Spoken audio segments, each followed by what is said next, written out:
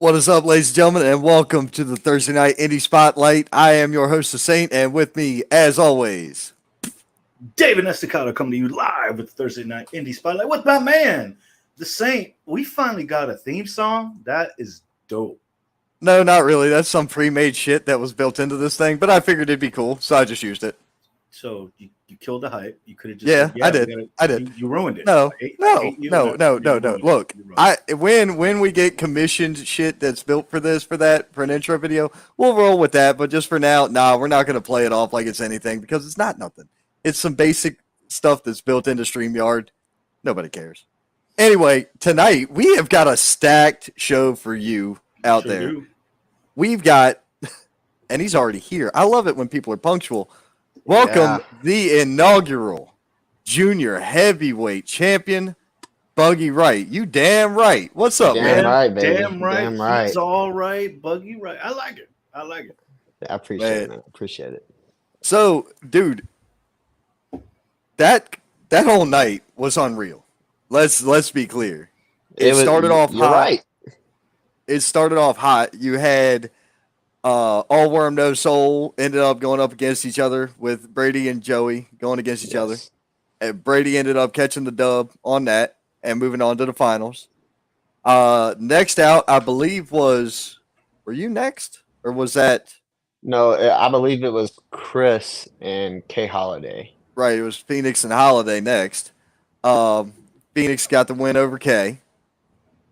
Moved on to the finals. Then it was you. And you, how did that match go for you?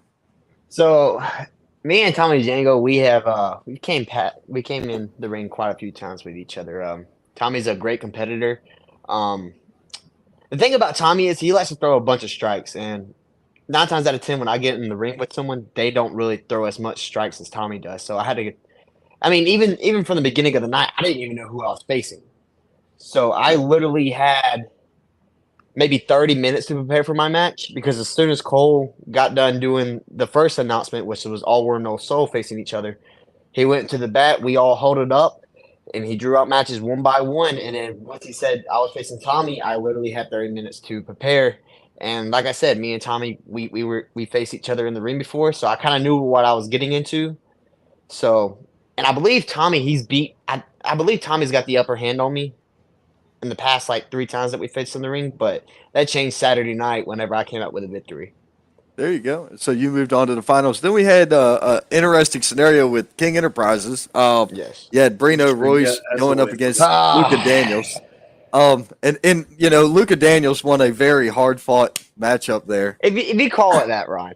So yeah. I see where they're coming from. Bruno, he's the champion over there at AWL.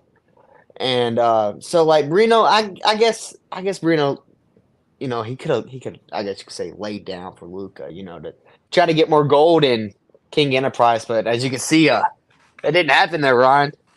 No argument here. Yeah, you mentioned something earlier that you went against this challenger before a couple times before. Was there anything different this time around that you noticed from the last time? Like you said, he's hit more strikes on you. Did it kind of like, all right, I faced this guy before, this is going to be easy street, or like, No, like I knew it was going to be a hard fought battle because, like I said, like Tommy, he knows what I do in the ring. Like he knows what I do on a week in, week out basis. So I mean, I guess you can kind of say like even in the beginning, I went in for the handspring cutter early, which I shouldn't have because I didn't have Tommy worn down enough. But Tommy ended up coming in, hit me with the kitchen sink right there as I'm going in for the handspring, and oh my gosh, dude, that hurt, man. Like it really did because Tommy's knees, like I'm telling you, I've been knocked out by Tommy's knees before, and they're no joke. They are no joke. I like to tell people Chief Django is a stick of dynamite, man. You look at that guy and you're like, man, that's a little dude. Yeah, but guess what? Dynamite gonna blow your ass up. That's how it goes. We're gonna catch up on some comments. We've covered the first half of the night. So let's see here. Fletch Malone has chimed in, the vape god himself. What is up, Fletch? Keep Cole on fighting, McAbee. Fletch. Love that kid. Yeah, he's a solid dude. Great talent. He is. Cole Maccabee chimed in to say, congratulations on a hard-fought victory, Buggy. Thank you, Cole. And Clifford Stanley, one of the refs from XWW, he My chimed in boy to say, Cliff. what's up, guy? And My he said, boy. congrats, Buggy. Yeah, man. Dude, I had a good time working with them on Sunday, but I'll get into that later.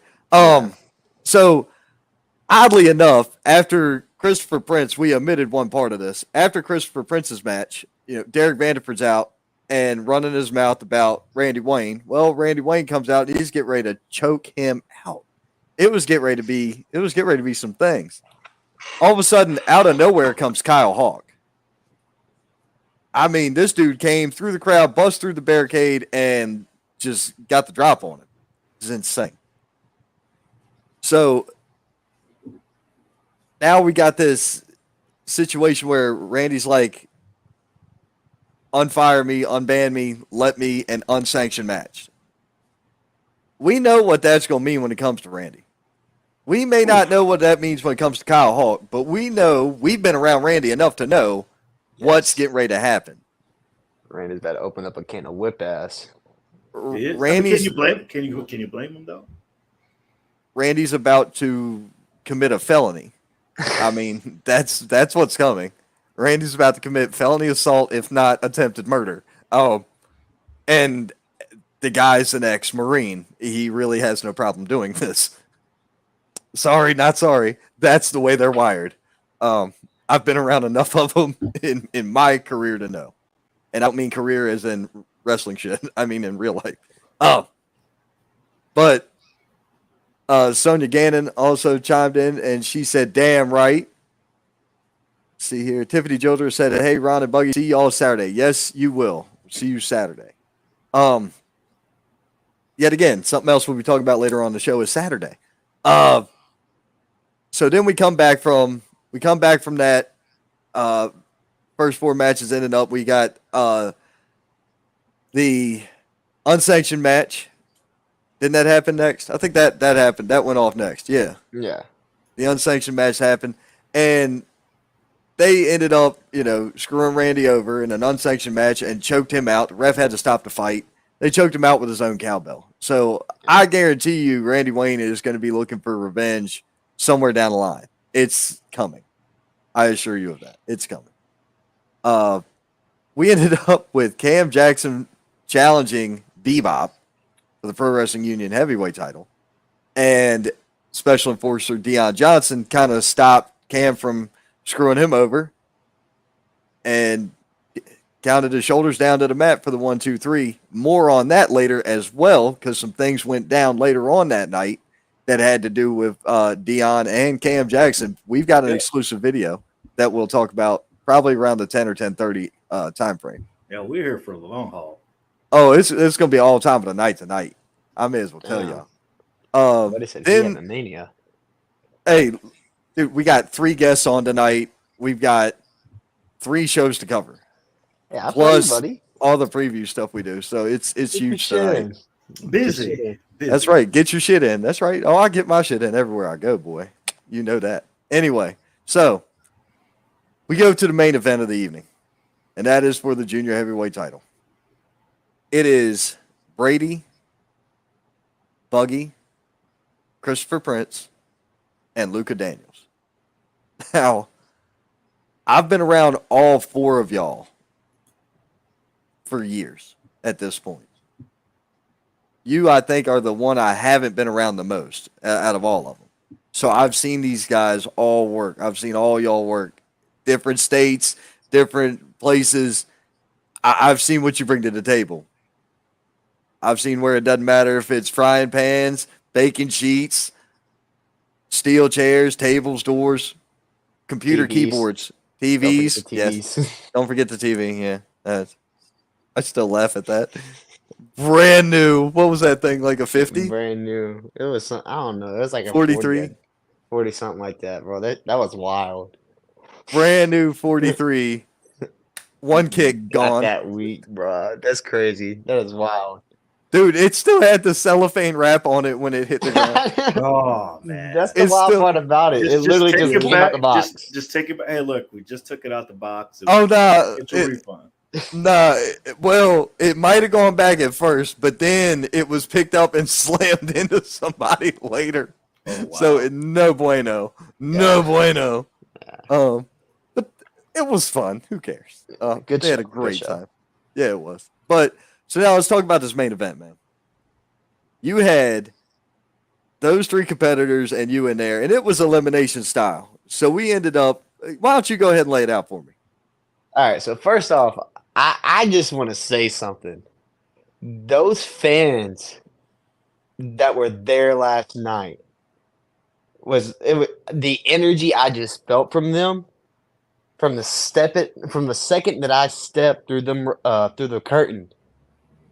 They were just all chanting my name the entire time. And I got in the ring in the main event and they all started chanting Buggy, Buggy. And I'm sitting here thinking, I haven't even done anything yet. They love me. They want me to be the first junior heavyweight champion. So I just got to give it to the fans first. But anyways, like I said, like the fans, man, they helped motivated me throughout the entire match. But let's get down into it though.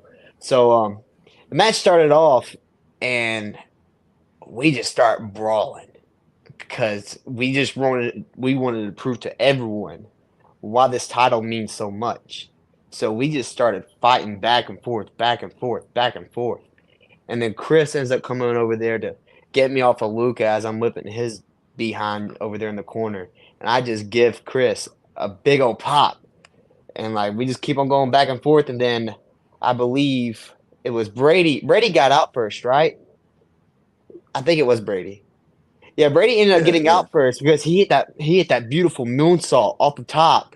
And then Chris ended up moving out the way. Luca came in, got the 1, 2, 3 right there. Yep. And then we end up getting down to it. Luca's sitting there just beating me up left and right, left and right. And then I finally hit the buggy cutter, which is the handspring cutter. And I got the 1, 2, nope. Here comes Chris Phoenix. And he picks me up off the – yeah, Christopher Prince, my bad. Christopher Prince. He comes in, he swoops me off of Luca for me getting the pin. He throws me right into the buckle, and he steals the pin himself. So now it's just me and Chris.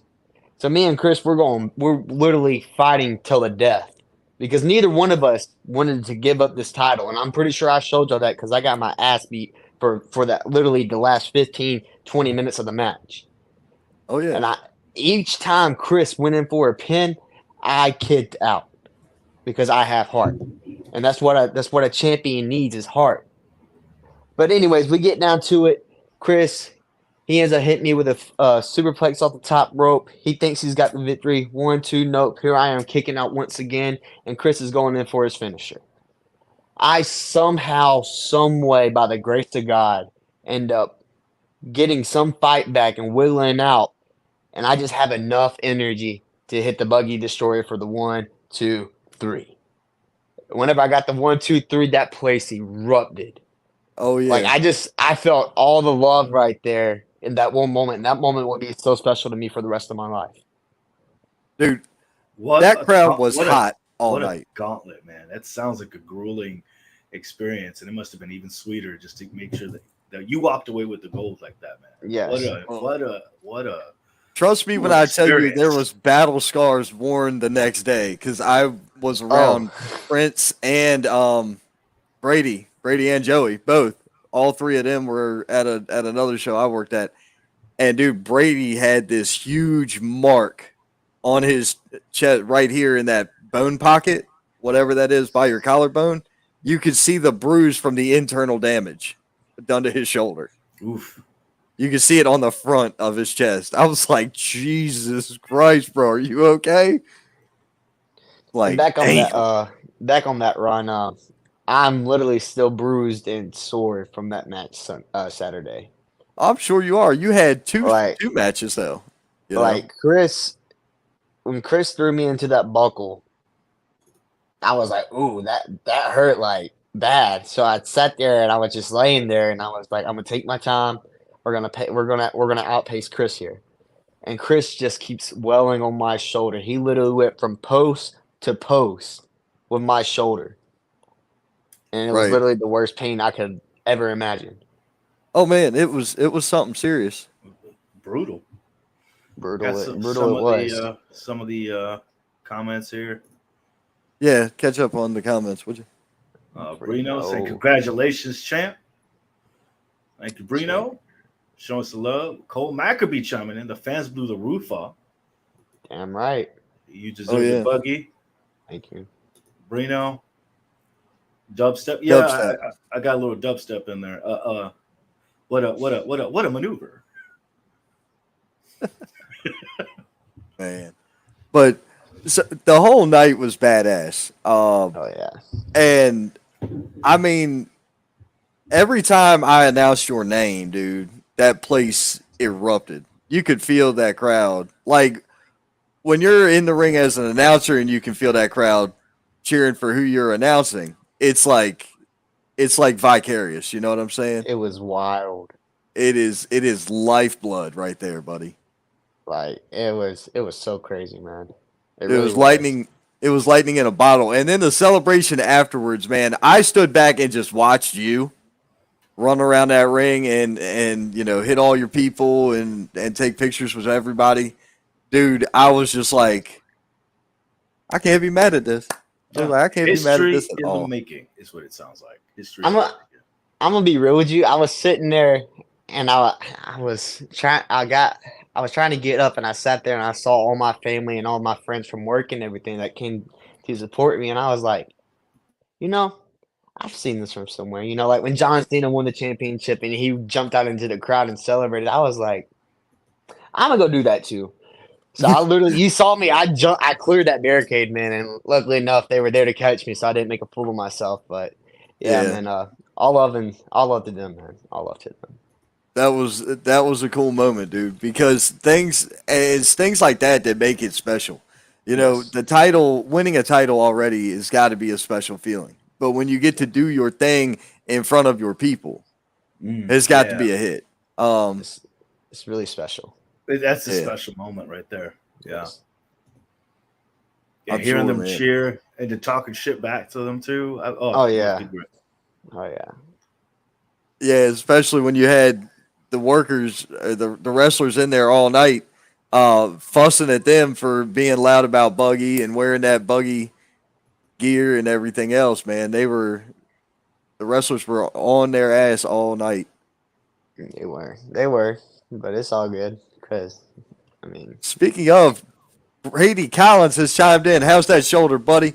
He said, Buggy is that dude. Congratulations, brother. See, that's respect right there. I don't know about that, Brady. I think Brady is the guy, man, because I know when he ended up getting tossed out the ring by Chris, he landed straight on his shoulder, and he's that guy for getting back up and to continue to fight, because he could have sat there and laid down like most people would, but Brady decided to get his ass back up and keep fighting. So all props to him, bro. All props to him. That I put it to you like this, and some people may have heard this already and some people haven't. That opening match between Brady and Joey set the tone up here for the whole night. And every single match that came behind it delivered in one way or another to keep the energy high, the fans hot, or pissed off. Oh my God. The Brino and Luca thing pissed everybody off. Yeah. My own daughter was mad. And you know my affiliations. So therefore. So Ron, I was just better. Like, hey man, I do pretty good. I mean, I do pretty good. Y'all gotta do better. I do pretty well myself, sir. I mean, I can't complain, right?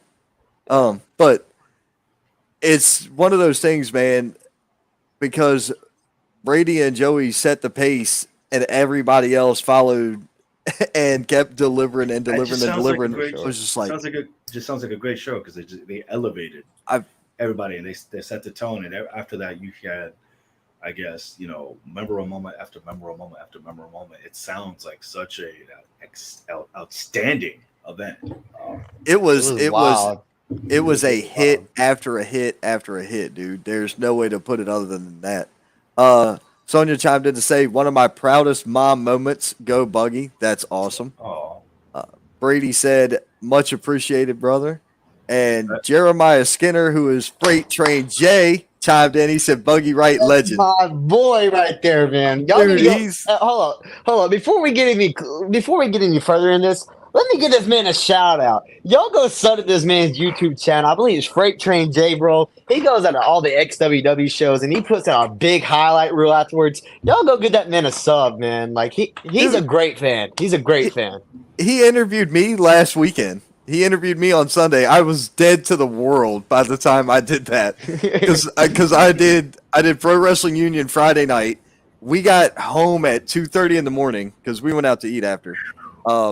Then I was out the door by like 12:01 to go to XWW, and you know that's a clip from here. Yes. So, and I take the back roads. I don't go 85. I go down the back way. I was out the door. The hell? Oh, you were watching the stream. Good job. Jesus. Anyway, but like, I met up with that dude afterwards. My voice is trashed, and I'm sitting there trying to talk. He's interviewing me, and I'm like, oh my god. wow. But he's such a cool dude. He was on our podcast last night. We did a roundtable on the WWE draft. He did a great job, by the way. Fantastic. I brought him in. Yeah, he had never done it live with video before. He was able to hang out about an hour for a 3-hour podcast that we did last night. But it was cool, man. He is a cool cat. I like the kid. And yeah, everybody needs to check out his YouTube as well. Freight Train J Seriously. on YouTube. Yep. But Buggy, we got to talk about something else, man, because a match, I'm going to have to talk about it again later, but this weekend, you have got a challenge on your hand. And I'm going to tell you, man, Jeff Connolly is no joke, dude. So this is very interesting to me. I saw Jeff Connolly almost take off. God, help me out. What's that kid? Come on, dude. Court. No, not him. Shit. I am drawing the biggest blank right now. They fought in Union a month ago. I know who you're talking about. I just forgot his daggone ring name. I was getting ready to say the other name. That's my cousin, but yeah. I know that guy. I forget his ring name. I'm sorry, Corey. Jackson Cage. Jackson Cage. He damn near took his freaking head off with that clothesline, bro. Yes. Jackson. So Jackson Connolly. Out. Connolly is a dangerous opponent, buddy. Yeah. He's you know what, Ron? Continue. Just he's a powerful guy. You're a speed guy. It's going to be a hell of a contest between the two of you. Well, Ron, the real work begins this weekend at Heroes to Legends Wrestling. It's going to be a great show from top to bottom. But Jeff Connolly is going to end up being my first title defense with this title. I mean, hell, I could be the first champion, and I can lose it in a week span. That would be very bad. It really would. But no, I don't plan on losing this title anytime soon. So I don't care whoever's however tall you are, however much you weigh. I really don't care. I'll defend this title any place, anytime, anywhere. So Jeff is just another stepping stone in my great career here at Pro Wrestling Union, and I'm not going to stop until I get to the very top. I mean, that's a big stepping stone there, Buggy, and that is a big opponent. I mean, you have a lot Buggy, of. You're gonna have to respect. Bebop. Yeah, you're gonna have to respect that. You're a fighting champion. You're not scared. You have a game plan going on into this. I mean, after this remarkable match you had this past. And what I mean by getting to the very top, for sure, yes, too. What I mean by getting to the very top, I mean like being the longest reigning Pro Wrestling Union champion there ever was. Okay. So I set up with big goals once I win this championship. I plan on defending it every show, like I said, week in, week out, because I'm a fighting champion. Okay. Man, I love the confidence, dude. I absolutely love the confidence. And give it to you. Like I say, I've known you for the better part of a year, more than a year, probably 2 at this point. And I've seen you grow and progress and develop and evolve. I don't think you're at your final form. I really don't. I don't think you're at your final form. You're getting there, and I think, and Cole actually just took some of the words here. Cole McAbee saying, Jeff Connolly is a ring general, highly decorated. However, he's seen Buggy take the fight to bigger men, and it's going to be a clinic. I agree. Dude. I agree. And this is what's going to elevate you. This is going to test you. This is going to temper you. As a new champion, as a wrestler, this is going to be a hell of a challenge. I can't wait to see what you have in store for this.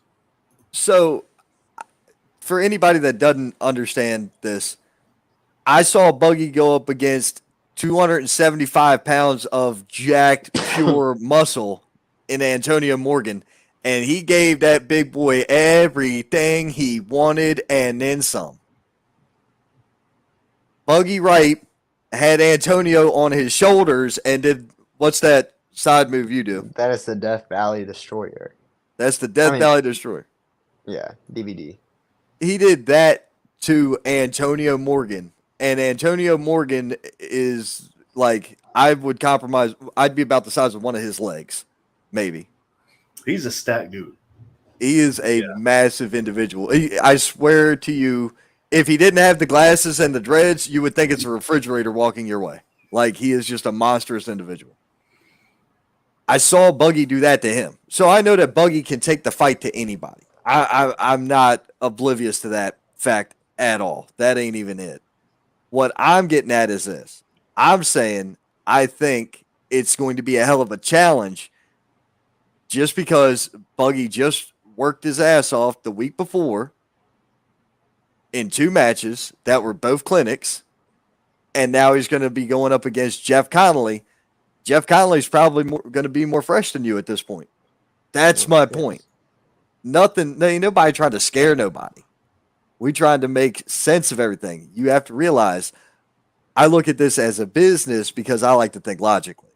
And logic tells me you had your ass whipped last weekend. You're going into this matchup. When was the last time Jeff wrestled? You know? Is he going to be as cardio heavy? Are you at 100% right now? Are you going to be at 100% by that time? Or do you feel like you even need to be 100%? To be real with you, I feel like I'm about like 75% right now. I mean, my shoulder still kind of feels a little bit weird, but I really don't think I need to be 100%, to be honest with you. Because at the end of the day, speed kills. I mean, that's logic. That's logic. I mean, let's get real here. Does. I love it, man. I've won most of my matches with just with my speed and to be able to outdo the other person. Like, if you take a second too long, maybe that's all I need to do is to hit the Buggy cutter, or maybe the Buggy Destroyer, or maybe the DVD. You know, like, I mean, if you take too long with me, that's really your mistake. Right. Now, let's go ahead and catch up on some comments. Clifford Stanley chimed in to say, I love all you guys, bro. You too, bud. Cole McAbee said, personally, this is my proudest moment as a wrestling promoter. I was told long ago that nobody would be invested in a junior heavyweight event. Wrestling goose. Wrong. Try again, dumbass. Yeah, I already know where that comment came from, and I didn't get to say this to you, but the next day I was around, like I said, some of those other competitors that were in that tournament. I looked right at him. I said, that guy. And I said his name. So, fuck that guy. Nobody cares. Nobody wants to hear him. He's an idiot. We don't deal with idiots. This is business, and business is good. Let's see. The Quest return video is up. That's cool. Buggy is touring this championship. He's going to beat Jeff. I wasn't trying to scare him. You know better. Damn right, baby. Stravy Stones chimed in. What is up, my friend? Sonia said, "We not scared. You damn right." Yes, sir. Let's see here. I got hit Union County. I see the ads everywhere, dude. Bro, come on All down, man. Here's what we need to tell everybody. And Buggy, you can tell them the truth. If you want to know where the best professional wrestling shows are, all you gotta do is watch me on Thursday to know where to go that weekend. That's it. Let them know. You ain't lying. I mean, I know I'm not. I don't lie. Look, the Saint. I don't lie. Yeah, man. Pro Wrestling Union is where it's at though right now. I mean, that crowd is they're different over there. I mean, that crowd was unbelievable. Will they be able to see a replay of that? Will the fans be able to see that? Oh yes. So I believe I think isn't it Bluebird Media or something like that? It's Luke's Blue Horse Media filmed everything. Yeah. Bad. Blue Horse Media, my bad. I'm sorry. Hey, Mr. Cole Maccabee, I see you in the crowd. Do you want to announce when the next episode of the Pro Wrestling Union Explosion will air? Because that way we can tell everybody where they can start seeing this awesome event. Yeah, because we're talking about it. People are going to be asking, hey, where can we see that? I want to see it. They're missing history. How can we talk and brag about it and not let the fans see it? You're right. You're right, man. You're right. Oh, they'll be able to see it soon enough. Cole, I'm sure, will tell us what's going on. Our next guest has arrived backstage, so we're going to finish up these comments and we're going to bring him on. Something about somebody getting fired up. Yeah, man, we stay fired up. We don't get hype. We stay hype. I am the hype. That belt is beautiful. Yes, it is. Why don't you give the fans a real good look at that? Mira qué nice. Luis said, mira qué bonito. Qué shiny. Oh, man. That title is fantastic, my friend. It's beautiful, man.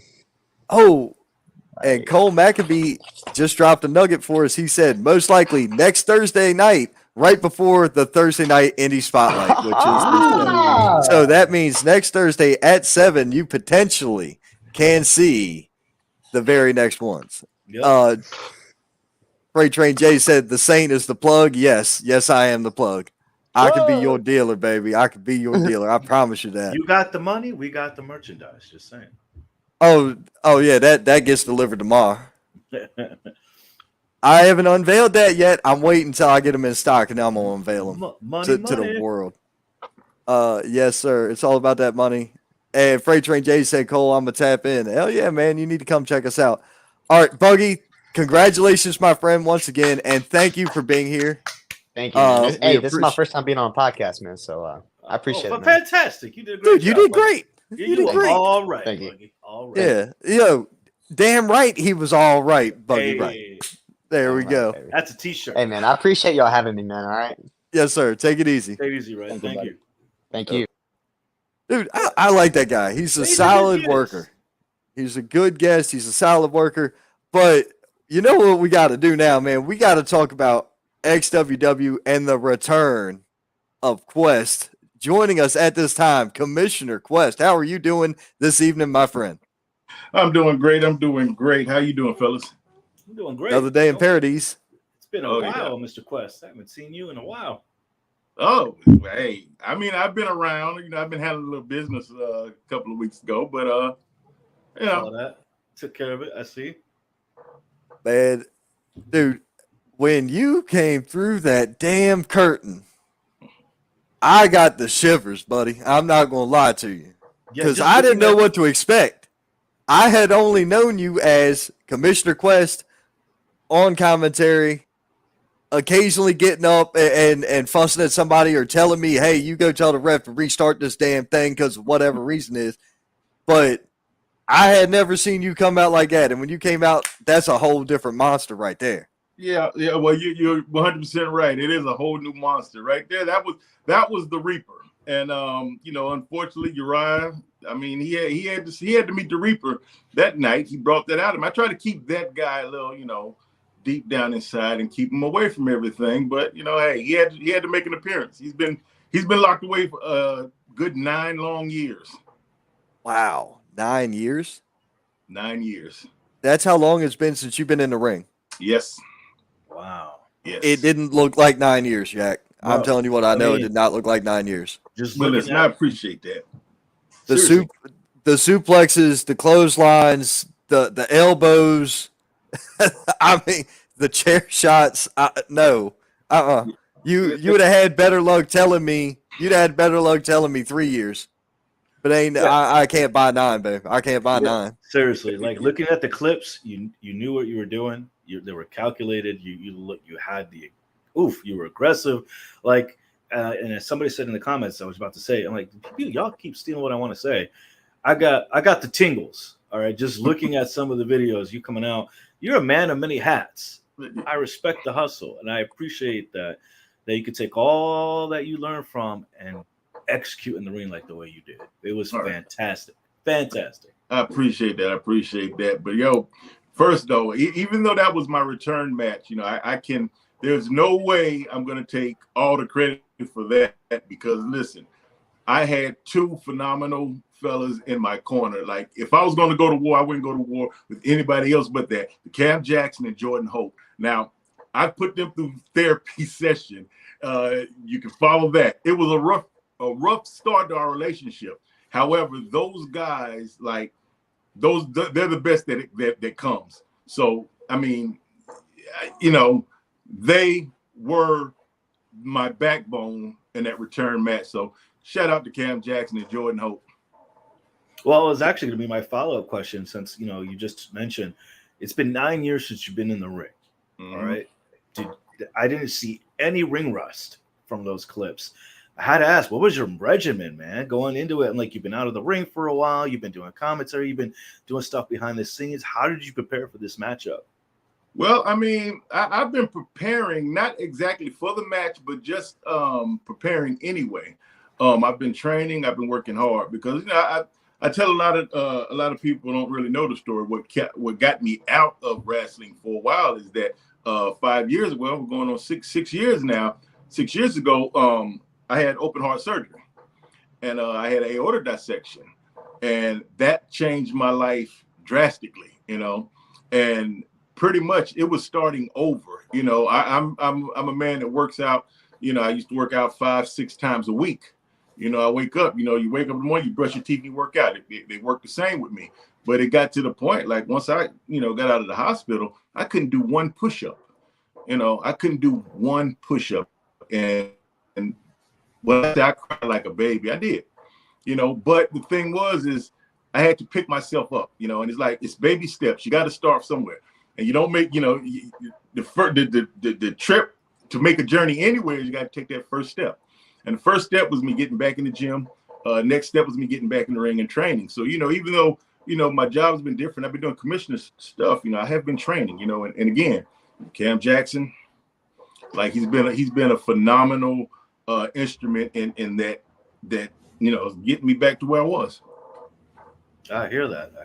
Right. I know what it's like to be out of the ring due to injury and wanting to be back in there and do the training and everything. And yeah, it's a long, hard work. Oh yeah. And I mean, you know, it's not over yet. You know, I'm still there. You know, and believe it or not, I want to thank Uriah, okay, because Uriah has been trolling me for months. You know, and it really sometimes you have to let these little young cats know. You know, when they come in, they just forget. You know, there was people there before them. And they forget about paying homage to those that were before them. And he's a bit of a disrespectful little youngster. And he's got talent, you know, don't get me wrong. But it really took him, you know, had to come out and, you know, take the belt off and spank the youngster. So, you know, I thank you, Uriah. Pun not intended. Well, actually, it is intended. He reaped what he sowed is what he ended up doing. That definitely happened. But let me tell y'all this. Before Kwest and Cam and them even came out, I'm standing in the ring over in the corner, not too far from the ref. Uriah's running the ropes and the ring moves about 6 inches. I was like, this powerful pack mother, what? Dude, I was like, that's dangerous as hell. He's going to hurt somebody. The guy is power. There's no lie about it. So I knew when he got in the ring, it was going to be something serious.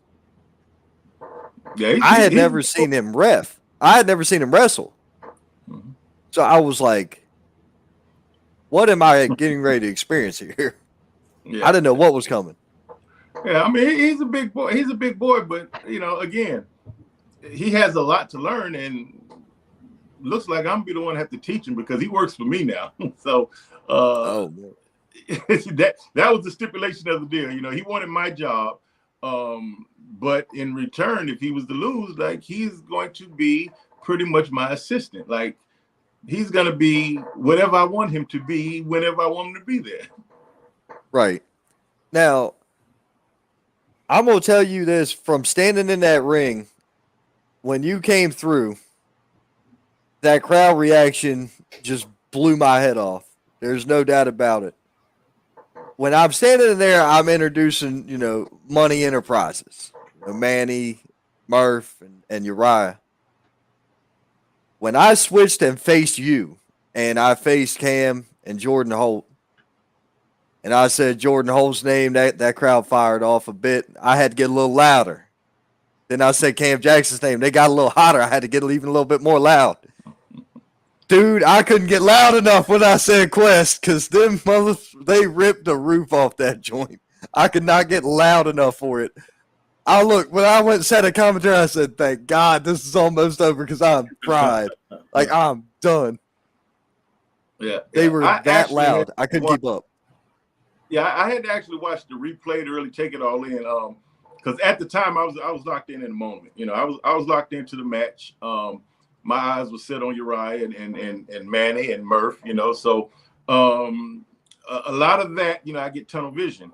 I'm ready for war. But I had to watch that on the replay, and it is really like it really made me feel some kind of way, to get that reaction, especially to have that support, and like it's an unbelievable feeling. It's touching, and I appreciate that. I appreciate all the fans. I appreciate all the people that support XWW, and I especially appreciate everybody that supports me. Right. Now, is this not going to be the last time we see, the Reaper Quest go in the ring again? I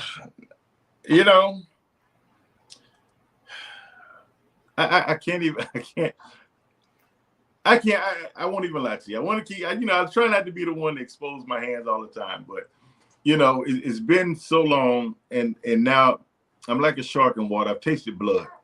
I pretty much can say you'll see me again. The Reaper of the Ring will be back. Gotcha. Well, it was a stacked card for the whole show. Yes. All 6 matches. The only one I didn't know about beforehand was AJ and Thomas Extreme. Yeah. I didn't know that was going down. Right. AJ has been working he's been working his butt off, climbing the ladder, and Thomas, well, everybody knows who Thomas is. His name fits him. He is extreme. And that guy, like, he is obsessed, possessed, whatever word you want to use for that. He is really tied to that hardcore title. So when I booked that match, I was kind of worried, for a moment, because, AJ, he's a Monroe, he's a hometown favorite. They love him, but I didn't know if he was going to be able to rise up to the intensity level of Thomas Extreme. But he did good. I mean, he had a good showing. He came up a little short, but he had a good showing. Oh yeah, he definitely did. That frog splash from the top, man, was picture perfect. Picture perfect. Yeah, it was fantastic. We ended up with Sean Cruz versus Sergeant Codename Flex. Yeah. That matchup. Now Cruz, like that guy, he is a consummate professional. And this is like his, he had his debut at Lenny Boy, and now his return match. So he's somebody we're gonna have to keep an eye on, because he's gonna make big waves, big waves. And Flex is no stranger to XWW. He's been here before. But I think that was a great matchup between the two. Both good competitors. Oh yeah. So I mean, but yeah, we have to keep our eyes on Cruz. Like, yeah, he's somebody I'm definitely watching. Oh, for sure. And what a great way to kind of match him up against Flex too. That was a great match. Right. Even the build up to that, a lot of people, if you aren't dialed in on social media, you're missing half of the point when it comes to this stuff these days. Where it comes to Flex and Cruz is walking down some shopping center or something with his daughter, and out pops Flex, or Flex is sitting there, drinking coffee or something, sitting at a table, and they get to talking back and forth right there right out in the middle of God and country. They're having this, and I'm like, oh, all right, this is a little bit personal, man. You're getting up around the old boy's kid, and dude, he's gonna hurt you. I mean, that's a father mentality, Right. So. Right. I felt like it was going to get intense, and it got intense between them two in the ring. Yeah, I mean, but I mean, that's just bound to happen. Like that's just alpha energy. You get two alpha males, right. and that's just what happens. And sometimes, I mean, it sucks when you're around your family. That raises the stake a little bit, but it was just destined for those two to meet, and I think you'll see those two again. Oh, I do as well. I think it was. I think that was a solid one, and I know Flex wants to get back on that one. Flex wants a little piece of that. Flex wants a piece of that ass on the return. You're gonna have to bring that back, as they say in the fight. They're gonna have to run it back. Run that back. Yeah, run that one back. All right. Man, look, you had Christopher Prince and Lexi Steele going against the Neon Ninjas, Danny Moe and Vasad. I swear to y'all, I did not know. I knew of Danny Moe. I did not know Vasad before I came to XWW. Oh, okay. And dead serious. I knew Chris and I knew Lexi prior to that. I'm trying to think if I had ever seen Lexi wrestle before XWW. I think I have once or twice. It wasn't much. But, dude, every time I see Vasad, I'm just like, okay, just sit back and enjoy it because you have no clue what's coming your way. Right. There is nothing that guy will not jump off of, jump into, go through, put his body through to hurt you. That's him. I mean, he's a talent, unlike any other. Like he walks he's at home on those top ropes. Like he walks the ropes as if they were just laid out, a concrete pavement or something. He's at home up there, and he's great, but I just wonder what it's like in their household, because both of them are phenomenal athletes. I mean, it kind of makes me wonder if they got a multi-level home, if they just jump over, in the open foyer. They probably have like a rock climbing wall somewhere. Yeah. You know what? I bet they do. They got a zip line in there. I would not be surprised. Yeah. A zip line in there. There's footprints all across the wall where they've run down the steps sideways. It makes sense to me. Yeah, it makes perfect sense. But this matchup was real personal, especially what they did with Danny Moe. Lexi Steele, I've seen her work before, but she's fairly new. I had no idea that her entanglement with Money Enterprise and Christopher Prince, which I didn't do enough homework. That was my mishap. But what they did at the last pay-per-view when she won the belt and basically stole it from Danny Moe, this was pretty much a vengeance match. Like you got grown men jumping on a woman, which I will never condone that. But that's Money Enterprise for you. Yep. And a lot of people don't give Lexi Steele credit. I'm going to tell you one thing. That woman is a powerhouse. Yeah. You won't often see men carrying a ring post by themselves. She will. Right. And she'll make it look like it's effortless. She'll sit there and twiddle her hair while she's walking with the damn thing. She don't give a shit. She makes it look easy. She is a powerhouse. So, I mean, she is. Lexi Steele is phenomenal, but again, same as Christopher Prince. But my issue is that when they take the easy route and they join up with Money Enterprise, it never ends good for anybody. Right. And that's what I hate, because she is a powerhouse. She is a talent. And I was looking forward to seeing her, make her way through XWW the right way. But now I have to deal with this, So I mean, it is what it is. Same thing. Like I used to love Christopher Phoenix, but now he become Christopher Prince, and really I hate the asshole. Tell me how you really feel. I mean, he's being honest. Right. Yeah, I mean, he was a young man I really liked. He overflows with talent. Somewhere along the line, he just became an asshole, and I don't like him. I mean, honestly, I think that's part of his association with Derek Vanderford that's caused that. Because people that seem to hang around Derek Vanderford are predominantly pricks. So there's that. So it may have something to do with douchebag Derek. I don't know. Anyway, we had a triple threat tag team matchup. This was an elimination matchup. Tables was how you got eliminated. Any member of the team went through a table, that team was out. And it was Whiskey Business as the champions, with their challengers All Worm, No Soul, at Saeed Al Sabah, and Treehouse Lee. All three of those teams, phenomenal. Like they've torn it up all through the Carolinas, and those don't. It's nothing but electricity when you put all that together, and they did not disappoint at all. Only thing I'm disappointed in is that Whiskey Business still has the belts. Oh, I'm sorry, I'm the commissioner. I'm supposed to be biased, right? Or non-biased. Impartial. Supposed to be impartial. Yeah, I'm supposed to be impartial. I mean, I guess I'm different from everybody else. I always keep it 100. I don't like Whiskey Business. Right. Come on, but they're fun. They're great. I mean, yes. I could have used a drink. I could have used a drink around the edges, but that's their thing, Yeah. I would give it to them. They are functional drunks. Not a lot of people can do that. Yeah. But they are functional drunks. Fully functional drunks. Yes, that they are. We've covered the 6-man, which you guys won that. I'm not going to say it was a handed victory either, because Cam Jackson was on the receiving end of an ass whipping for, I'm going to say 80% of that matchup. Yeah, Cam's as tough as they come, though. I wasn't worried at all.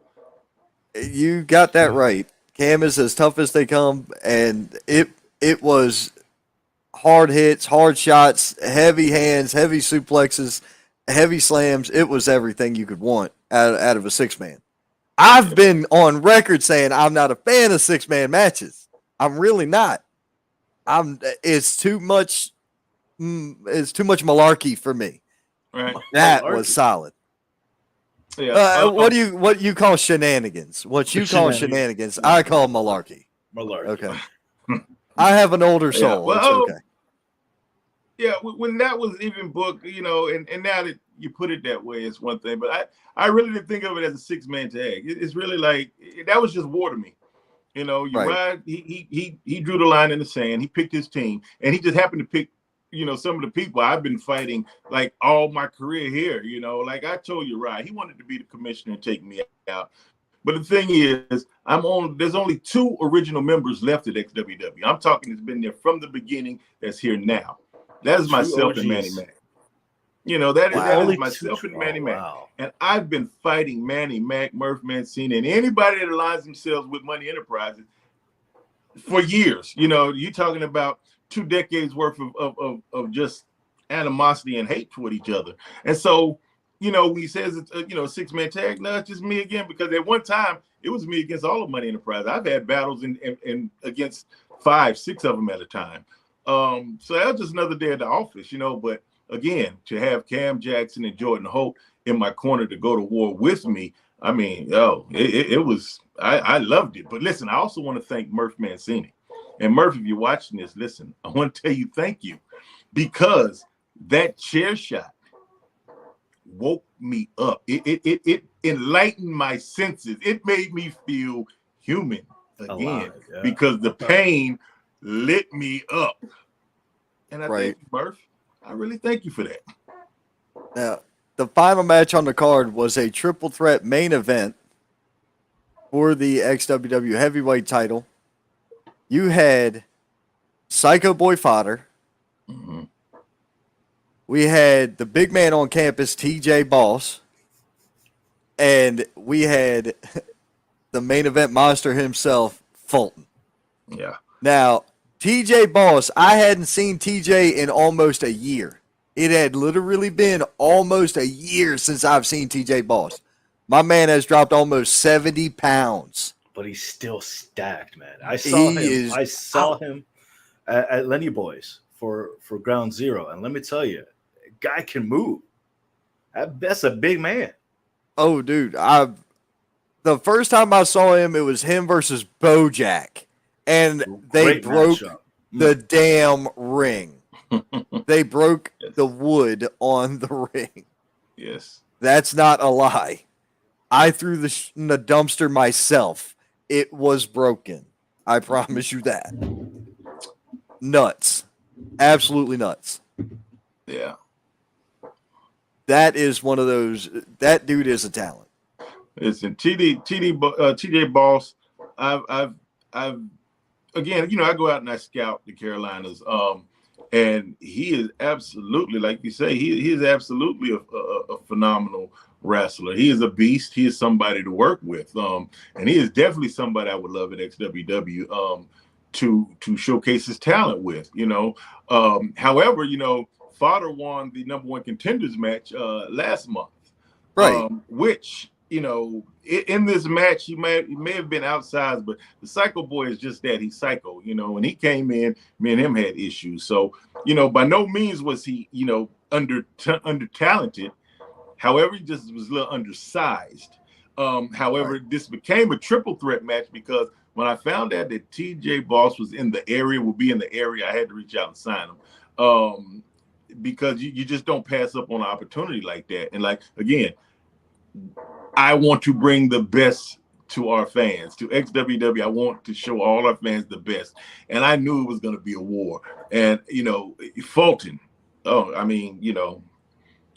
what can we not say about Fulton? He came in, he's had to battle the Money Enterprise single-handedly. He had to go through a lot. And when he won that belt, to this day, I can go back from last year, and really look at that match, when him and Bosworth, they literally tore down the whole Monroe Armory. And it was phenomenal. But this match, this three-way, it did not disappoint at all. Not in the least. It was a kaiju battle. I say it every single time. Three giant monsters going at it, going back and forth. Who wouldn't love it? I mean, you got three monstrous powerhouses going at it. Someone's gonna get thrown. Yeah, right. I mean, it reminds me of old Godzilla movies. Godzilla versus Mecha Godzilla versus King Kong. Yeah. Oh, dude, it was a monster movie. That's for damn sure. When it came to that, that was nuts. Let's go ahead and catch up on comments while we got you still here. Freight Train Jay said, "Thank you, Quest, for coming back, man. I love your story." Yo, Uriah, I love Freight Train. yeah, he's a solid cat, man. Uriah hit Cam with a mean ass spine buster. Yes, he did. I thought he was going to put him through the ring. Yeah. More Quest. Oh, the fans are saying they want more Quest. More Quest. Hell yeah. The Quest match wore the crowd out. Okay, that match had the crowd tired. Oh, well, hey, again, I had to go back and look at it. I appreciate it. Yeah, he said he loved the AJ match. Sean Cruz is amazing. Great talent. Agreed. Great pin move from Sean. Yes. Flex pulled up on Sean Cruz with him and his daughter. Yeah, he did. Yeah. Sonia chimed in. She's dying laughing. Talk about Murph Mancini. Oh. Murph Mancini. Jesus. I'm just surprised he wasn't drunk at this time. I guess he had to put the bottle down because he knew he was getting, I was coming back. So I guess he had to get focused for a little bit. But yeah, Murph Mancini. Any day now, Murph. Any day. He's asking for it. Man. Cam Jackson said that shit hurt. Jeremiah said Cam is in the house. I'm going to take taxes out in Uriah. And Cam said Murph keep a crock pot and a fork in his bathroom. Oh, my Lord. And then Cliff said we have awesome extreme talent with XWW. Man, that's right, you do. True that. One thing I wanted to bring up, were you at the seminar that took place prior to Wrestle Revolution? You mean the ref seminar? Yeah. Yes. Okay.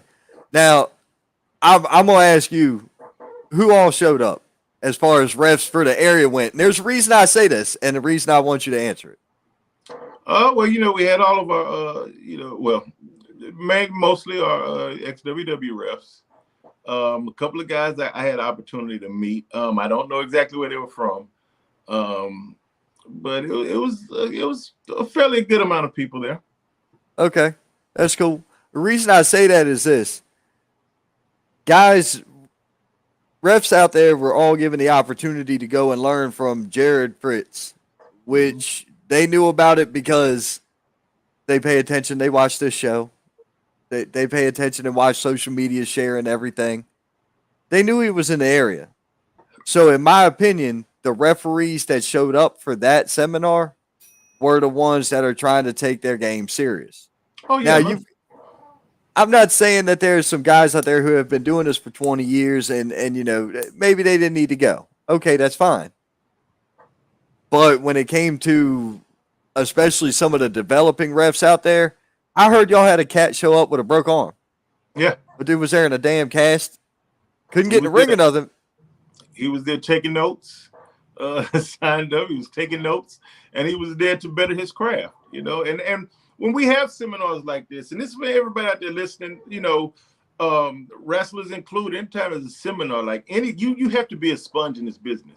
You can't get stuck with, okay, I know it all. And listen, I'm probably one of the oldest guys in our locker room, but I'm still open to learn anything from anybody.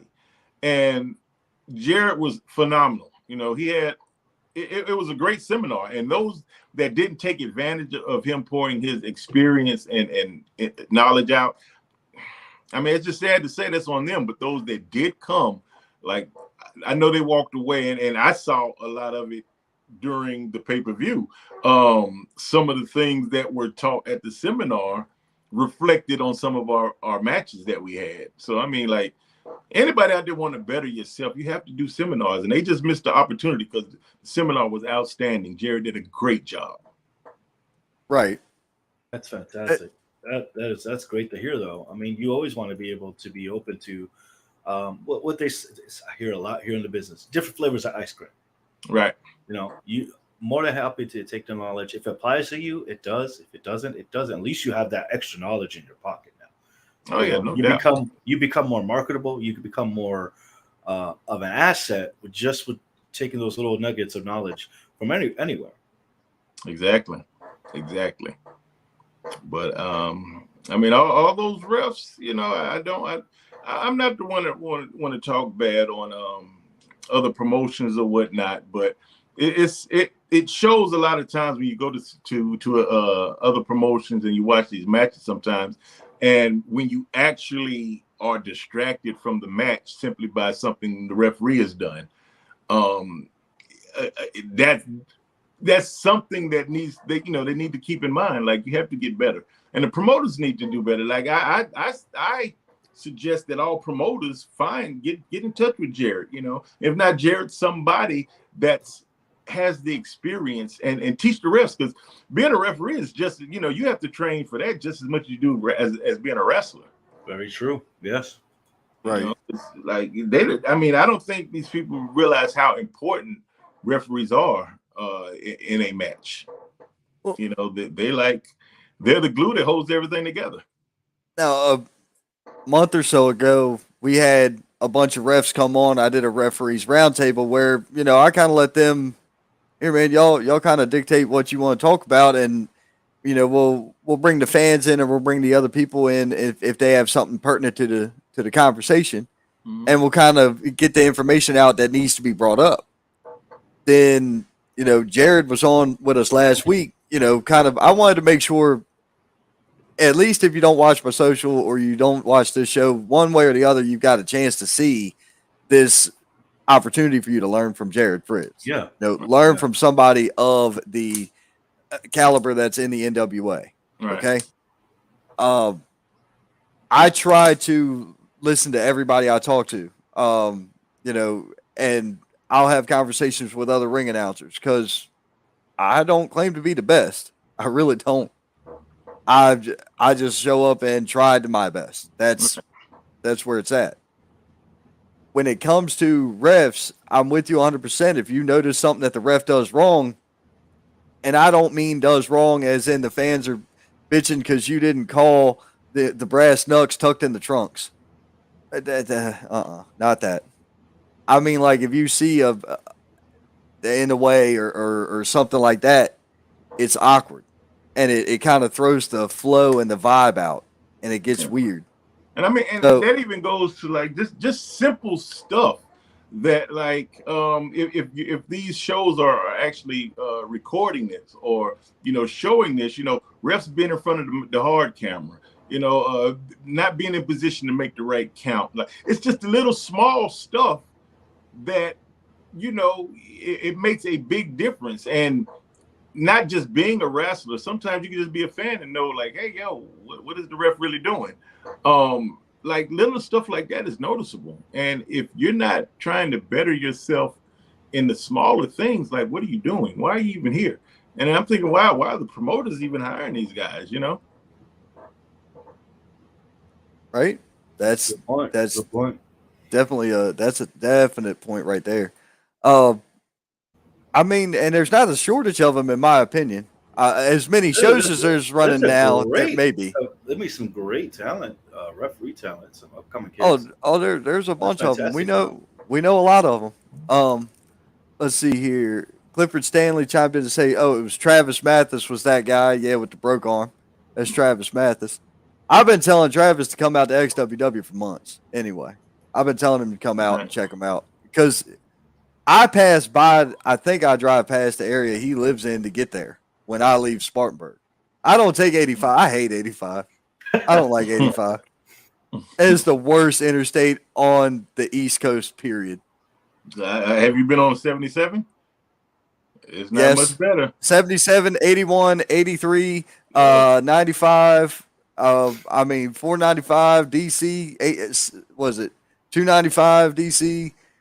695, I think it is, Baltimore. Yeah, I've been on all that shit. If I can do it, I avoid 77 like the plague. Like it's horrible. I don't like paying tolls. Horrible, like it's actually really horrible. There's so many potholes in 77. Like really, like what are we paying our tax dollars for? I hate going that way because of the tolls. I take the back roads. Like I ride through like, what's that, Chester and shit to get to Monroe. When I head that way, I go that way. Right. I go way the opposite direction. You and me gonna have to get together and talk about how we're going to Tennessee in 10 days or whatever the case may be, because XWW's in the house when it comes to Heroes and Legends. That show is that's coming up the 13th, and I think you said you were going to join me. Y'all bringing the XWW products out? Yeah, I hadn't etched that. I need to really get that. I'm trying to get my schedule open for that.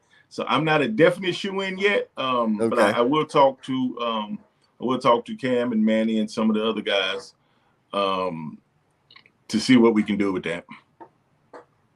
Y'all let me know, man, because the way I'm eyeballing it is I'm trying to figure out how to make it to Pigeon Forge logically from here, knowing where all y'all live at over there. Right. So it's one of those things where I'm trying to make it make sense and be the most efficient. Right. Yeah. Because your boy got to work the next day. That's the shit part of it. We did the right thing. We scheduled another day for the hotel because we know that everyone's going to be going to the pre-show, the pre-gaming party, and then the after party. I need some time to relax and be able to make it down safely. It's a 10-hour drive. Oh, no. Well, in your case, that makes sense. It's a 10-hour drive. Hey, wow. Quest, listen here. The cigars is in the humidor, my man. We good to go for that ride home. So that's all you got to do is let me know, big dog. We got it. I keep the humidor in the gear bag. Okay, I don't travel without it. Right. It's stay in the truck unless I need to break it out. I got you. Max Carnage chimed in. What's up, Max? Man, is there anything else you want to tell us? You know, what do we got coming up? I'm noticing you got Waxhaw and you got Lenny Boy. Right. Tomorrow we have a Cinco de Mayo show at Waxhaw Tap House.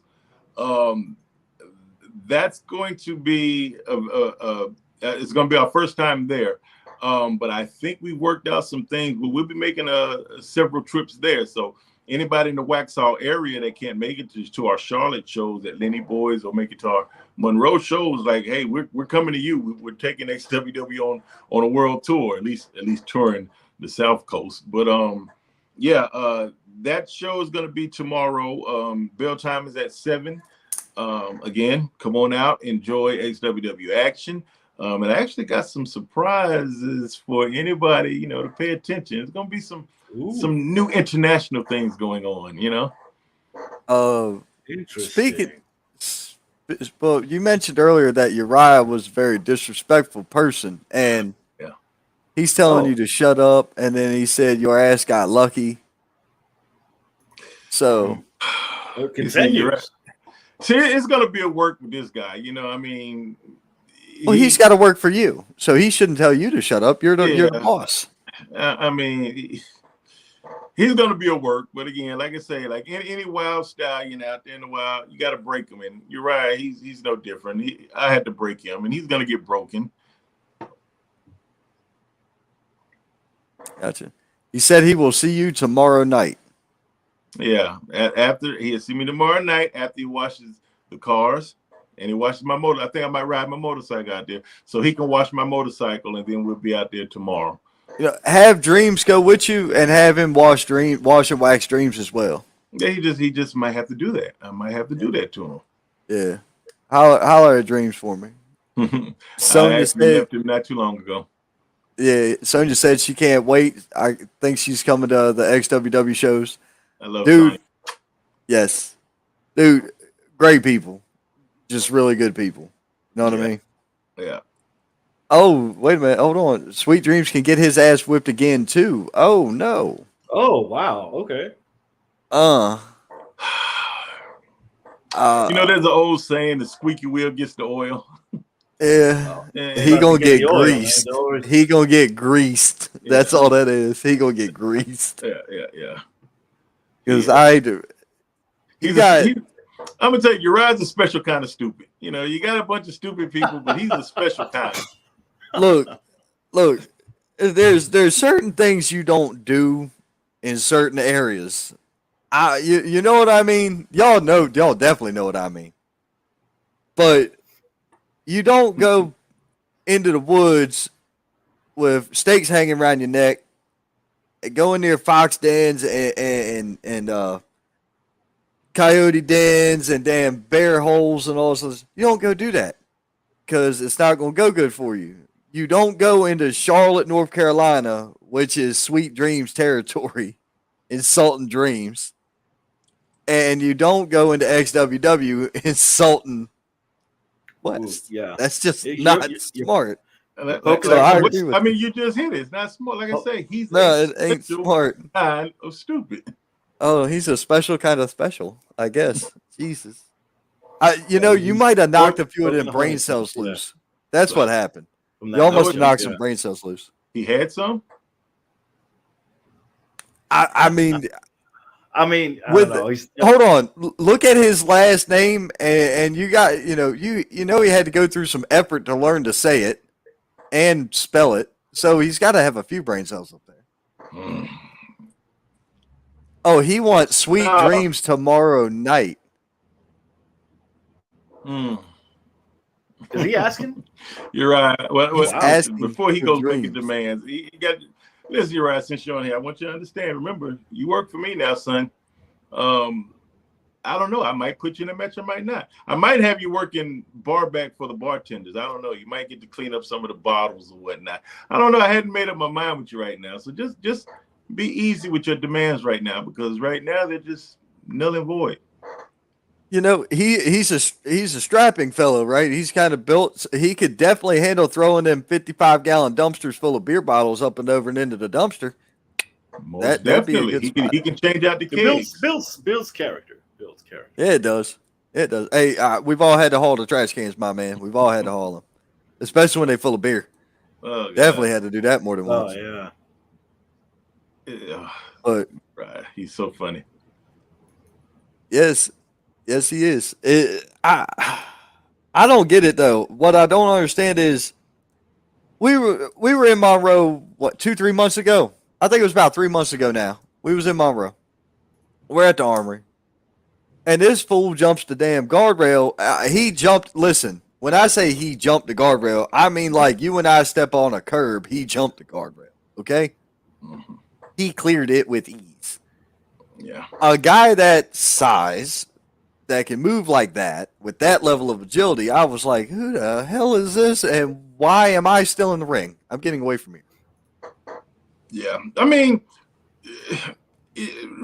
my distaste for Uriah has nothing to do with his talent. The guy's talented. He's a big, strong, young bull. And I could see him going further with his career and going further with us, but it's just his attitude. Attitude is everything. Talent is nothing without attitude, and his attitude absolutely sucks. But he's under, whether he wants to be or not, he's under these wings right now, because I mean that was the deal. And I'm just gonna have to teach him. He's gonna have to learn. We could do it the hard way or the easy way. The easy way. Oh man. I like it the hard way though. I don't know if he knows that. He'd really, it's really entertaining. But I mean, hey, it's all up to him. I think you may have to break him to the point where he has to tag with you. That might be a good idea. Make him tag with you. Teach him. Literally relearn. It's a whole nother way. That's a whole nother way of teaching him, man. That sounds good. However, I can't carry young guys no more. I can't carry him, and that's what I would be doing. If I tag with him, I would have to carry him. I'd much rather just teach the young man how to become something, be something more than what he is. But me tagging with him, I don't know if I want to carry him. Right. Hey, look, it was just a thought. I'm just a ring announcer, man. I don't know anything. I'm just here. I'm just thinking out loud. Yeah. So, but here's what's funny though. Uriah's a hometown favorite too. That's his area out there at Monroe. is it? Yeah. He's hometown from Monroe. And my thing is, wonder how he feels that they actually was cheering for me. Mm. How's that feel like when your hometown, they don't even like you? Man. He said, well, you can carry another ass whipping. Well, he didn't get his ass whipped. You did. I'm still waiting for the first one, but hey. Uriah, he is, again, he's special. I guess he is special. That is for damn sure. And I think I know where he gets it from.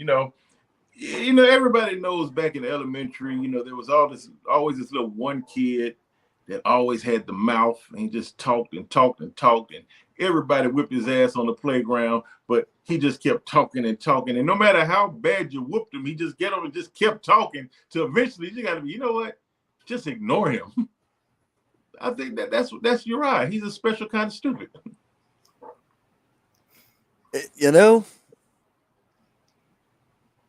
I tell you, I don't know what he's thinking. He stepped into your world. He stepped into your home. You don't walk into somebody's house and start knocking shit off the kitchen table. Yeah. You got to wipe your feet on the rug before you step in the house. And that's what he just failed to realize. True. Yeah. But, either way, tomorrow, Cinco de Mayo. We're gonna have a great show. And here's another thing. If you haven't been following the plug, ladies and gentlemen, go follow the plug. It's our, you can see it on Facebook or YouTube. And if you go back for the past 2 weeks now, I've had a new guy. He's from Mexico called Metal Shark. He will be in the building tomorrow at Cinco de Mayo. Now, we're talking about eyes on somebody. That's a talent. Like, he's going to make a lot of waves here at XWW. He's phenomenal. He is phenomenal. I'll be looking forward to catching the video of that. I don't believe I'm going to make it to Waxhaw. Hell, I've only made it to one of the Lenny boys. Fridays are hard. You know what I'm saying?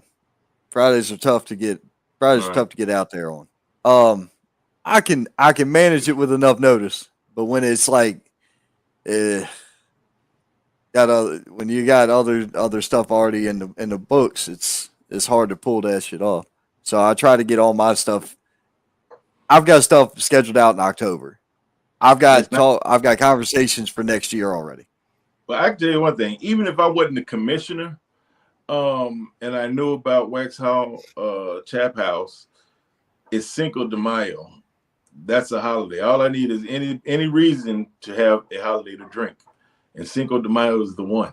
So I'm going to be there regardless, And if I had my other job, I have to call in. It's a good thing my job is going to be at Waxhaw Tap House.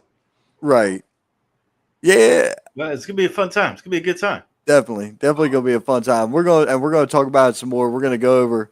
I noticed, what I really noticed was I saw that Bolton was on the flyer for the next Lenny Boy show, I believe. Mm-hmm. I'm like, wait a minute, Bolton going to be at the bar? Oh, Christ. This is going to be something. It's going to be a good show is what it is. I think I'm going to have to check out some insurance clauses and discuss some insurance policies with Lenny Boys, because, they almost tore down the armory, and it's just 4 walls and a vending machine. Like, we have actual bars and kegs now, so I'm going to have to actually really work on something. They had to move the vending machine because of XWW. Oh, yeah. After that, we never seen that vending machine again. That joker locked in the back room somewhere now. But you got a 6, 7 foot behemoth of a man jumping from the top of it. Like, I would have moved it too. A little too late, but I would have moved it the beginning. But like, he looks like one that would jump up on top of it and jump off. He's gonna be at Lenny Boys because Lenny Boys. That's what we're moving our pay-per-view there. Simply because Monroe they're having a break at the Armory. I think it's training or whatnot with the National Guard. So we're taking our pay-per-view to Lenny Boys. So that's why we'll have Fulton in the house, and it's going to be like Lenny Boys is always a great crowd. We keep 250, 300 every time. Fantastic crowd. Okay, so that explains a lot with that. Okay, so now that I know that, now I'm cool. All right, because I was confused. I was like, man, they're not going to run the Armory? Is it still going to be on Sundays? Are they doing Fridays now? I was trying to put everything together, make it make sense. And what really it's funny about trying to get the timing right. What's really sucks about it is that this past show Sunday was our best turnout in Monroe. Yes, it was. And with a turnout that good, and now all of a sudden we're gone for training, But hey, got to salute, we got to salute our troops. They got to do what they got to do. But it just sucks that it happens at that point in time. But maybe we can keep that buzz in Monroe. We can keep that fire lit, and hopefully someone will come on over to Waxhaw tomorrow, and they'll follow us on over to Lenny Boys for our pay-per-view this month, at the end of this month. Most definitely, man. I look forward to seeing the flyers, because you know how I'm going to do. We're going to put it up here. We're going to make sure we talk all about it and cover as much as we can. So now that I know that the commissioner is the one I need to talk to when it comes to getting things done at XWW, what can you tell me what are the fans going to be in for tomorrow night? You got any card you can lay out for us? You got anything you want to tell us about? I ain't worried about surprises. You can keep the surprises. I just want to know who's whipping whose ass tomorrow night. The thing about tomorrow's card is that I really still hadn't sat down and put the pieces together because again, it's not one of our televised, not one of our shows that are it's like a special, it's a holiday special. So a lot of the things we'll be putting together, it'll be on the fly. It's just going to be an entertaining match. If anything, it's going to be so entertaining. We might even get to see Uriah wash cars. I don't know. Might put him in a bikini. Man, look, it's a holiday special. Might want to consider doing something special. Yeah. I may have an idea. I might have to float your way. Yeah. When we get off air, I may have to float an idea your way and tell me what you think about that. I'm sure the powers that be in XWW would be like, I can see good and bad in this, but it may just be one of those things we may have to throw out there. Right. So right. I'll shoot you an idea. I don't want to blow the load for the general public. They would have to just show up to see. Yeah. But regardless, it's gonna be an outstanding show. One thing I can say, and you can call me being biased, but one thing, XWW is gonna put on a hell of a show. That's just what we do. No argument from me. All right, sir. Well, we greatly appreciate all your time. We had you pegged for a half hour. You've been here almost a full hour, and that's cool. Yeah. Nothing wrong with that. Yeah, I get to run in my mouth sometimes. Hey, you good. You are fine. Good. It's great. We're trying to make sure we cover everybody, and we got a whole nother event that we got to promote coming up this weekend. Mm-hmm. But we will continue to promote everything that gets sent our way when it comes to the companies that we support. Absolutely. Thank you for having me, guys. And hey, I can't wait to be back. All right. Yes, thank you so much for coming. All right, man. Thank you again for being here. Mr. Cole Maccabee is about to join us. He wants to. He's saying bring me in. I think he means like he wants to come in right this second. So, but we're gonna catch up with him because we got to talk about Heroes 2 Legends, not Heroes and Legends. There's two different companies, very similar name, and back-to-back weekends they are for me and David Estacado here. So, dude, I'm gonna shoot you that message here in a few minutes, and you tell me what you think. Because I'm telling you, this might be actually. While you're here, I'll just go ahead and send it to you now, and you tell me what you think.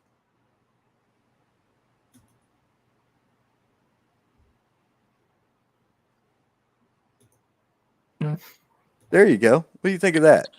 Let's see. Mr. Mac has joined the show. Quest is checking on one thing, a little idea I floated his way. Okay. And then we're going to get into Heroes 2 Legends.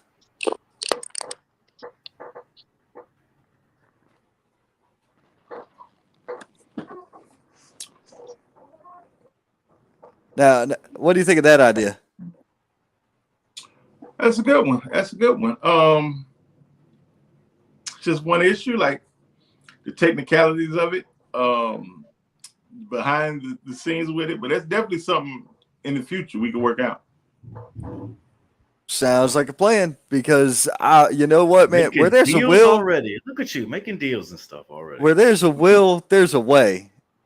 And I have been able to find a way to make some shit happen. So it's just a thought, man. We'll definitely talk. Yeah, we'll definitely talk. We can figure that one out. All right, sir. Thank you again for joining us. Mr. Mac, what's up? You guys have a great. Hey, thank you, Quest. Sorry, I had to unmute my mic because I didn't want to like accidentally step on Quest's stuff because my dog over here is being a little bit too barky. So, gotcha, man.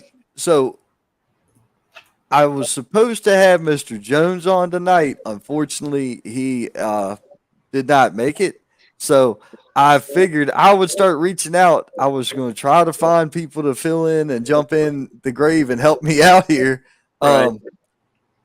I don't even know if I have the whole card for this. Well, fortunately, I do. Being one of the sponsors for this event for Heroes to Legends, Wrestling with Life's Challenges 2. Of course, all the proceeds are going to the Western North Carolina's Life Challenge. It's a wonderful organization. And we do have a very super card for this Saturday. Right. Where do you want me to start? I will pop the pictures for what I have, and you tell me what I'm missing, if anything. Okay, no problem. No problem. We have an appearance from Brittany.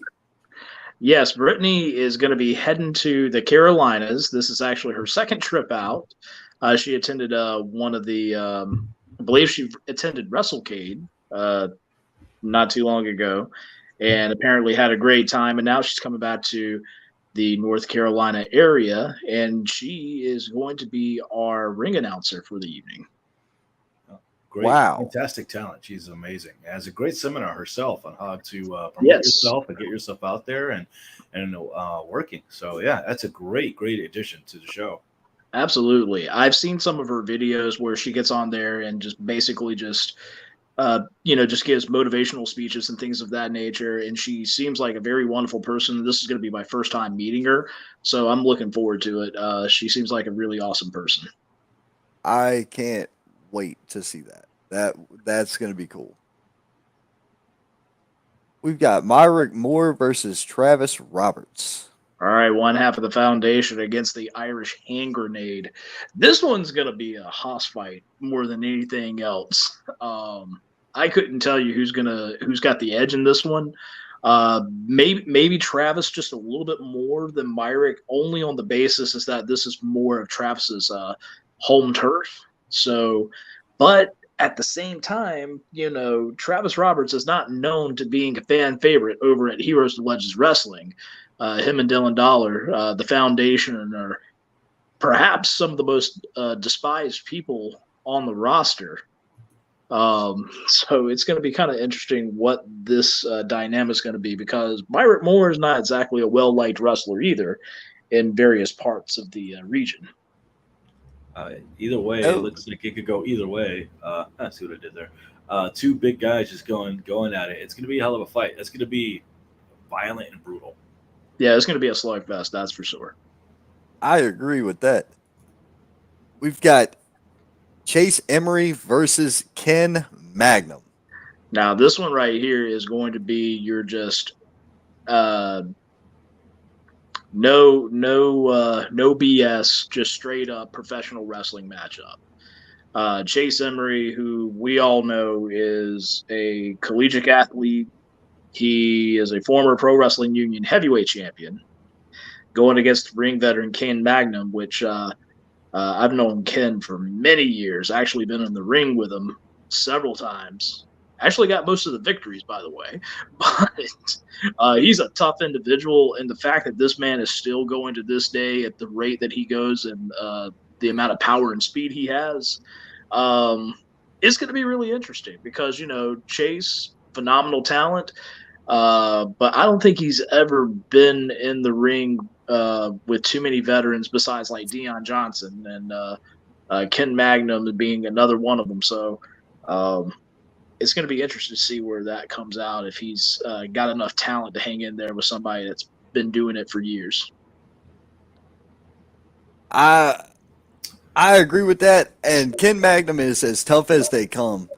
I saw Ken Magnum in North Carolina last year. Right. In a bull rope match or strap match, and when it was a strap match, and I tell you why I remember, because it sounded like a 12 gauge went off right next to me when he got struck. Let me guess, was he in the ring with Randy Wayne? He was. And when that strap struck, I freaking cringed, because I was like, nope, that's a welt I don't want to know about. Y'all. No. No. I have personally never been in a strap match. But the very first strap match that I ever seen live was in North Carolina. It was at an outdoor venue. In fact, this was back when my older brother was still a professional wrestler. It was a fan participation strap match, and you bought the straps. They sold the straps like maybe about a little over a foot long. And if you went outside the ring, instead of wrestlers being out there with the straps, it was the fans. Now, the person that my brother was wrestling was a Western Carolina University student who got into wrestling. So a lot of his college buddies came there and they pre-gamed and everything like that before the show and all that other stuff. And they were rowdy and they were ready to go. And next thing you know, my brother gets tossed out of the ring. Next thing you know, you just saw a flurry of dust because it's like outside. And next thing you know, all you see is like all these like big giant frat boys just going to town on him for about it seemed like an eternity, but it was probably like no more than like 15 to 20 seconds. But when he got back in that ring, man, you can see like the whelps on his face, his neck, his arms, his legs. And it was brutal.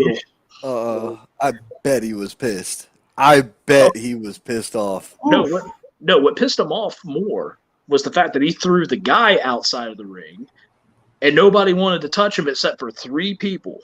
My brother had 3 fans in the audience, and 2 of them were the biggest black dudes you ever seen. And these look like the kind of guys that you put in front of a bar for bouncing. I mean, they were huge, jacked up men. And one of those guys came over there with that strap and hit the guy once, boom, right across the back. Never seen a babyface powder back into the ring quicker than any heel has ever gotten out of the ring. He was like, wow. He said, that's not for me. No. Wow. Nope. One hit to the back while my brother took a complete beating from about 20 to 30 college guys. Wow. Half cocked on Budweiser and everything. Yikes. And I'm not even throwing predictions out in this because there's way too many variables in these matchups. Right. Knowing all the talent is one thing. Seeing the talent working, who they're working, it's just... It could go either way, yeah. It's so many combustible elements here. It's special. Stuart Snodgrass versus Cooper Housley. And this is for the PWF Patriotic Championship. I'm just going to say Stuart retains. You know what? I'm going to say the exact same thing. I know Cooper. Cooper is a strong individual. He's definitely tough as nails.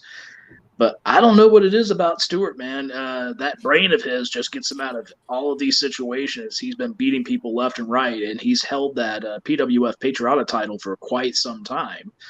I don't see him letting that go anytime soon. So, but it's going to be an entertaining match nonetheless. I will say that. Oh, I agree entirely. I've seen Stuart and Cooper a lot the last couple of years, and both of them are fantastic in the ring. Great talent. So it's gonna be something. If Cooper gets a hold of him, can Stuart figure out how to get out of it? Is kind of where I'm at with it. Because Cooper grabs a hold of you with them big ass mitts he's got. Jack, you know somebody's got a hold of you. In trouble, yeah. Right. So that's going to be fantastic. One match I am definitely looking forward to. I have never got to see your hero, Erica. I've never got to see her perform. I've watched when she was in training. I know she's a student of Ethan Case in the Palmetto Wrestling Academy. I'm just really excited to see her go up against somebody who I consider one of the top talents in the region on, period, in Brittany Jade. Absolutely. I believe this is actually going to be their second encounter. I think they just had one just this past weekend. I'm not 100% sure, and I don't know what the outcome with that one was. But like you, I've seen Erica as far as the training and everything she's done. She's done her vlogs, just kind of showcasing what she's been learning and everything like that, which in the videos that I've seen, she's definitely got talent. The kid has been learning for a good bit now. She's actually been doing more training than most guys do before they actually start their professional wrestling career. Some guys, they'll be in there for like a few months. They got a few bases down and they think, yeah, I got it. And they step in the ring. No, she's been doing it for like, 2 years now? It's been around 2 years. She was training under Ethan Case in the Palmetto Wrestling Academy. So she's had the time to hone her skills to the point that the moment that she makes her debuts and everything like that she's been pulling out stellar matches. But like we just said with Brittany Jade, she hasn't been doing it that terribly long, but in the short amount of time that she's been doing it, she's been knocking women off their pedestals left and right. So, agreed. So I think it's going to be a fantastic match. Both young talent, both hungry. Like you said, Erica's been showing her work that she's been doing. I think the one thing she has is heart. She has a lot of heart. She pours herself into this training. I think Brittany Jade is in trouble. This might be the one that Brittany Jade might have some trouble with. Could be, in all honesty. 100%, man.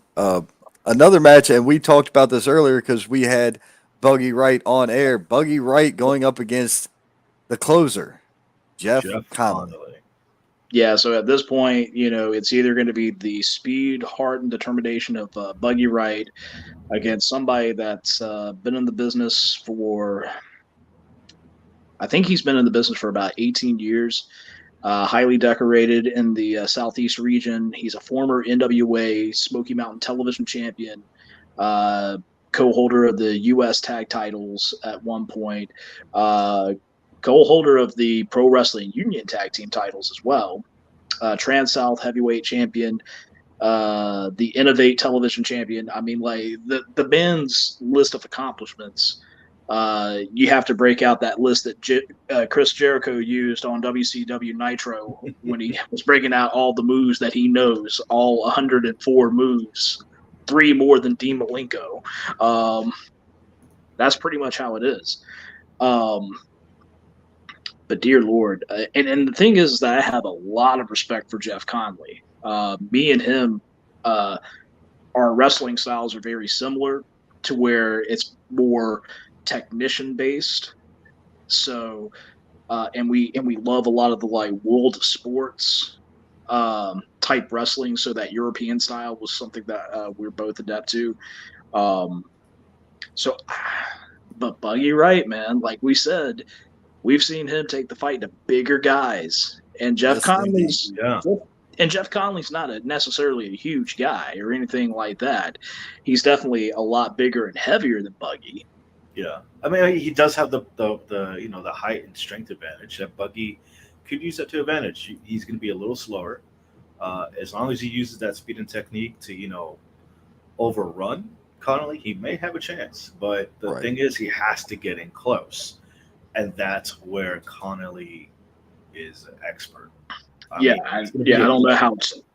know how too close he wants to get, because if Connolly snatches a hold of him, he knows how to manipulate just about every part of your body to his will. So exactly, right. That's what I was saying earlier, where my concerns lied. We saw Connolly damn near take off Jackson Cage's head. Oh, yeah. That shot alone. Dude, all right. You have to understand, I was 20, 30 feet from the ring, and I felt that clothesline. It made my neck hurt when he struck Jackson Cage. I thought Jackson Cage was out right then and there. Yeah, somehow he managed to – he didn't necessarily kick out. He rolled a shoulder up. And right. I think that was just his body just reacting to the whiplash and everything like that from the blow. But still at the end, the result was Jeff Conley making him tap out. And, I know Buggy can take a lot of punishment. So it's gonna be interesting to see what happens. It's definitely a clash of styles, but that's what makes it interesting. It really does. And like I said, man, the one thing about it, I don't know what Jeff has been doing the last couple weeks. I don't know if he's been wrestling a lot or not, or, I'm sure he's been in the gym. I'm sure he's been training. I guarantee you his cardio's there. Buggy just went through hell, Yeah. 6 nights ago to get that title. So two matches, but also having to contend with 3 other people in one of the matches. So absolutely. Including, the dastardly tactics coming from Luka Daniels and the dastardly shit being done by Christopher Prince as well. So you have to think what Connolly's game plan is going to be, and it's going to be targeting that shoulder. He knows that his opponent has already had a rough matchup beforehand. He's not at 100%. That shoulder is going to be a huge factor in that matchup. And Connolly, once he gets a hold of him, he's going to rip it out. Guaranteed. And that is absolutely true. And I know a lot of people are going to be sitting here thinking that, David, you just gave away Buggy's weakness. And I promise you, Jeff Connolly already knows what the weakness is. He already knows it. He already knows it. He knows it already. So you're absolutely right, though. Yep. We've got the first of 2 main events. We have the Blue Collar Outlaws, JD Drake and Randy Wayne, going up against the Res Dogs. That is Coco and Kyle Hawk. Yep. That is the advertised match. However, there is a slight change in plans. Card subject to change. What happened? All right. So as everybody knows, JD Drake is he is a contracted wrestler for All Elite Wrestling, correct? Yeah. Yes. Correct. Well, on top of that, All Elite Wrestling also owns Ring of Honor. Him and his tag team partner, Anthony Henry, have been started to be featured more on the Ring of Honor tapings. And because contract obligations come up, he has to attend to what the contract says. So at the very, very last moment, we do know that JD Drake will not be in attendance due to contract obligations through AEW/Ring of Honor. So Randy Wayne's going 1-on-1 against the Res Dogs, is what I'm understanding. Right. As of right now, there has not been any talks of any partners or anything like that. Now, we talk about Chad Jones, and you were there that night, Ron. I had that conversation with Randy/Chad in regards to the attack that he received from Kyle Hawk, a guy that he has had some issues with for years out in Texas. And, of course, Derek Vanderford brings this man out west to the Carolinas 1 week before their scheduled tag team match. And you saw the results of that. Yeah, I've never seen Randy Wayne choked out. I've never seen Randy Wayne get taken out like that, ever. Yeah, he did something that's a no-no in the wrestling business. He pulled the curtain back. He said, "Cole, you are my friend. I'm not speaking to you as Randy Wayne. I'm speaking to you as Chad Jones." And between that and between what the fans were wanting that night, I made probably the dumbest decision of that night is allowing Chad/Randy to get in the ring in an unsanctioned match with Kyle. And the way that whole thing ended, I don't know where his head's at this point. And I haven't really spoken to him since then. I've only heard one thing from him this week since then when I asked him if he was okay. And all he asked was, "What time are you going to be there on Saturday?" And that was it. I mean, he's not even on here now. He was supposed to be on here now, and you contacted me. I've contacted him twice. That's the thing. Like, this was his time. Right. He was informed at like 7:00 that when his invite would be sent to join the show. Yeah. That's how we do this. You know how we do it. Yeah. But for, hey, I'm going to pull the curtain back for a minute. What I do, folks, is I send the invites out 10 to 15 minutes before they're scheduled to be on, they have time to work their kinks out if they have any. Cole's been on the show so many times, he knows he could run the show by himself. True. He knows it all for this. Yes. Where it comes to, well, some of the other guests haven't been on as much, or don't know StreamYard or the program or whatever. That's what you do. You send the invite out, and they accept the invite, join the room, and here we go. I've texted Randy, Chad. I sent him messages directly. On Messenger, everything, because I was like, man, I really wanted him to be the one to talk about this, because I know it's something that's special. This is special to Chad, right? Because now that's Chad. This ass whipping between Randy Wayne and and Kyle Hawk is a whole nother ball game. Yeah, it's personal. Right. And it is personal. And the thing is that for the few years that I've known Chad / Randy, I have heard the stories about the wars between him and Kyle Hawk.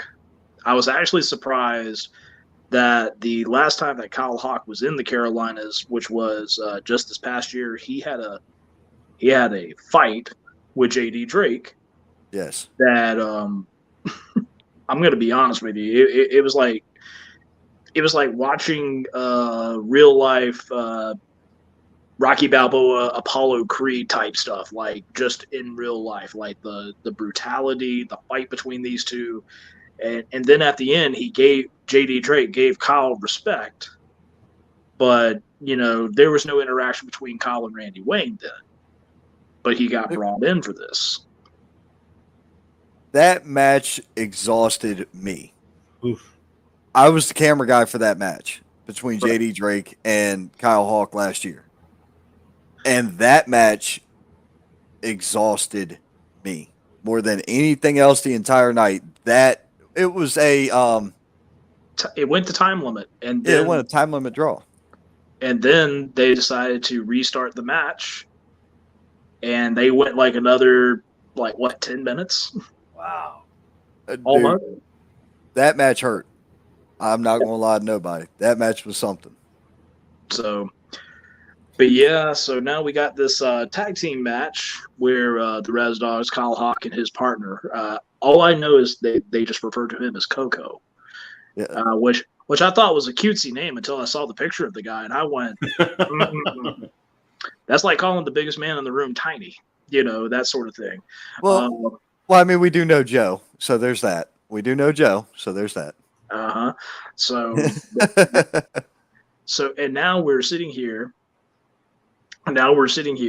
Just mere days before this wrestling event in Sylvan, North Carolina, in front of Randy Wayne's hometown fans, and he doesn't even have a tag team partner.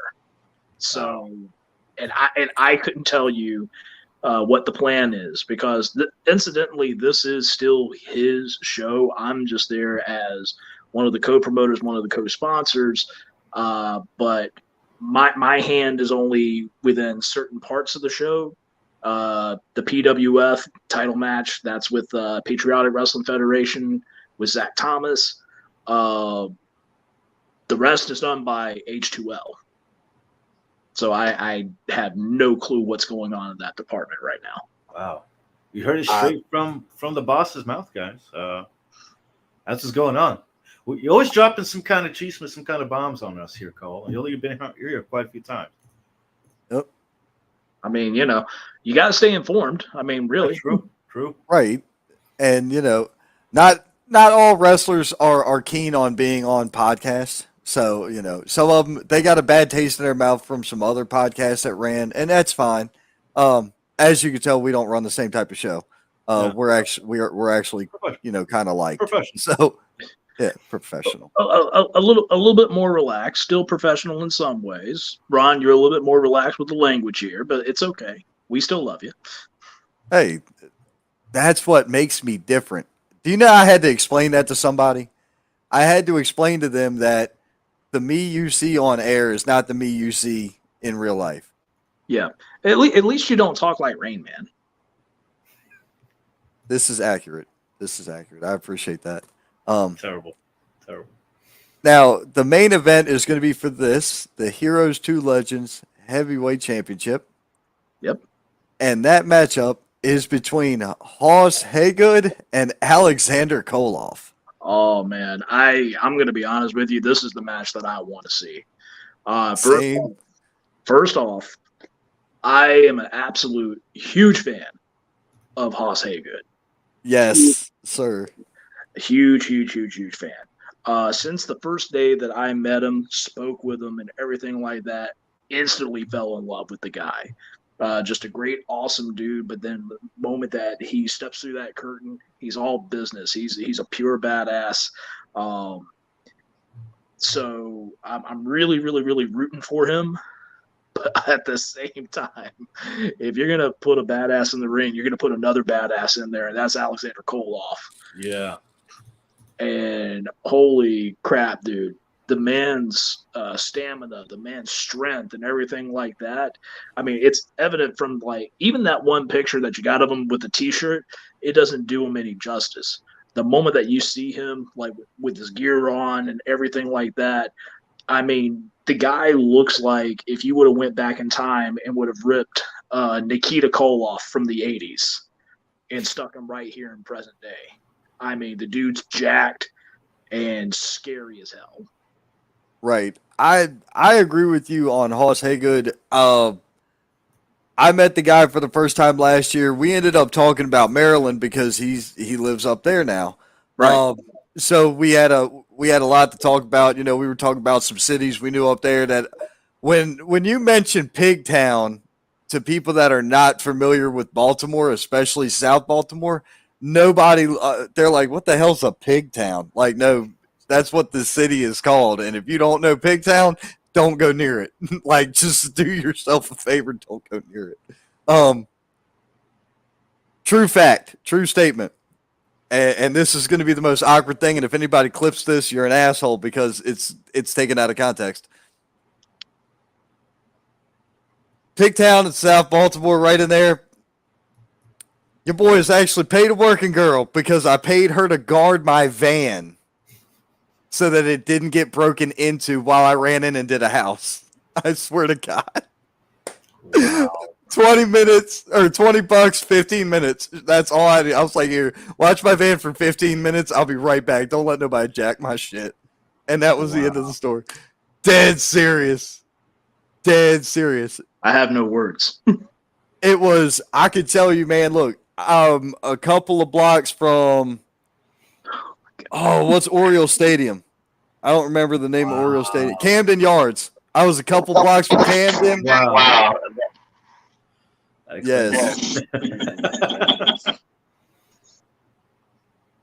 That happened. Here's another interesting fact. Not as interesting as your fact, but the heavyweight championship belt for H2L. You know who the designer was? I should have guessed. It's pretty. Yeah, I designed it. Oh. I didn't make it. I did the sketching for it and had it sent in for H2L's approval. They approved it, and then they found a maker. So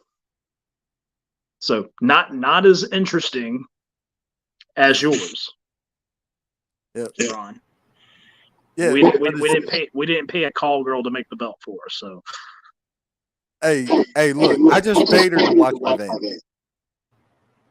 Dear Lord, Look, we're gonna have to talk more about this on Saturday. You know that, right? that's perfectly fine. Perfectly That's fine. the after show. No, it won't be the after show because I got to work Sunday, so I'm leaving. Like, All right. I get done the job's done. See ya. It's easy. Good thing that this is like a bonus ministry show on top of that, because you might need to talk to somebody afterwards. Yeah, you know. Oh. Yeah, I need to be saved, I promise. That's what that is. All right. And those are all the matches that I have listed. So I'm trying to figure out if there's anything we're missing from the card or not. Okay, so all right, so we got Cooper and Stewart. We got Erica and Brittany, Buggy and Jeff Conley. We've got the Resdogs versus Randy Wayne at this point. We've got Kid Magnum versus Chase Emery. Stewart. Yeah, that was the first one I named. Travis Roberts. Travis Roberts versus Myrick Moore. And then, of course, your heavyweight championship main event. So that is all 7 matches right there. So we did nail them all. Good. Fantastic. So we don't have to talk about it. No, I look, I was trying to make sure I stayed current. It is so hard with so much going down the pipelines on all these, dude. You know what we're into, so and everybody knows what we're into. So it's kind of hard to keep up, and you tried to do your best when delivering these things. So I just wanted to make sure we had everything covered. Right. Well, you covered 3 shows tonight. You had 3 different guests. Well, one surprise step-in guest, but you know. But hey, you made it. We did. Now there's anything that we have covered. We don't have to recover it again. We just skip it and go to bed. Right. Well, gentlemen, I'm going to need to go ahead and hop off of here because, one, I got to go ahead and pack myself a bag for this weekend because tomorrow I make that journey to Union to go pick up all the equipment that is needed for Saturday. So, Ron, I will definitely be seeing you on Saturday. And, David, we need to meet in person. We do. Well, you have my info. I'll reach out. We need to discuss some things anyway. So, we'll talk business. We'll talk business soon. Good. I'm excited. Sounds good. Cole, you could always come up to Tennessee with me the following weekend if you wanted to, but that would be that might be a little interesting trip there. I agree. Which weekend is that one again? 13th. Mother's Day weekend. Okay, well, technically I will be heading to Tennessee, but the difference is that I'm actually heading to Chattanooga that same weekend. Yep. Huh? Oh, sorry. My wife's over here to the side. But yeah, that weekend for July, we'll be heading to Chattanooga because we're actually going to be going to the Scenic City Invitational, which they've already announced a few entrants to that tournament. One of them being Timothy Thatcher, which I'm definitely looking forward to. BK Westbrook, one of the guys here in the Carolina wrestling scene, or the Southwest wrestling scene. Great talent has completely evolved. Yes, so Action Mike Jackson, the oldest professional wrestler going today besides Mr. Wrestling Jr., but he's going to... He recently got released from Facebook jail. Were you the one who reported Mr. Wrestling Jr.? Wow. I mean, I'm pretty sure I'm not the only one. Okay. But and the thing is about the Scenic City one, and I'll let you guys go, is that they haven't even named all the rest of the entrants yet. But it's going to be a great show, and I know the one for Heroes and Legends Wrestling. Just from what I've been seeing you guys post and everything, looks like it's going to be phenomenal as well. But I don't know if I'm going to be able to swing both of them. Understandable. All you got to do is drive here. True. Drive to my house. But see, for Scenic City, and I didn't realize this until after I spoke with somebody, because I'm going to be picking somebody up in Atlanta. Whenever and Ron, my hatred for Atlanta, but yeah, but see, whenever I go to Tennessee, I've always been used to going to Gatlinburg, Sevierville. So I mean, of course, I would go through the upstate South Carolina, through North Carolina, just to go up that way. So automatically, I don't know what my brain was thinking at the time. I was thinking oh yeah, I'll just go up that direction. It's fine. And then they're like, well, no, you got to go to Atlanta to pick me up. I'm like, why would I go to Atlanta? And they're like, it's actually quicker to go to Atlanta to get to Chattanooga. And when I looked at it on the maps, I was like, shit. So right. If I didn't love the person to death, I would would not do it. But right.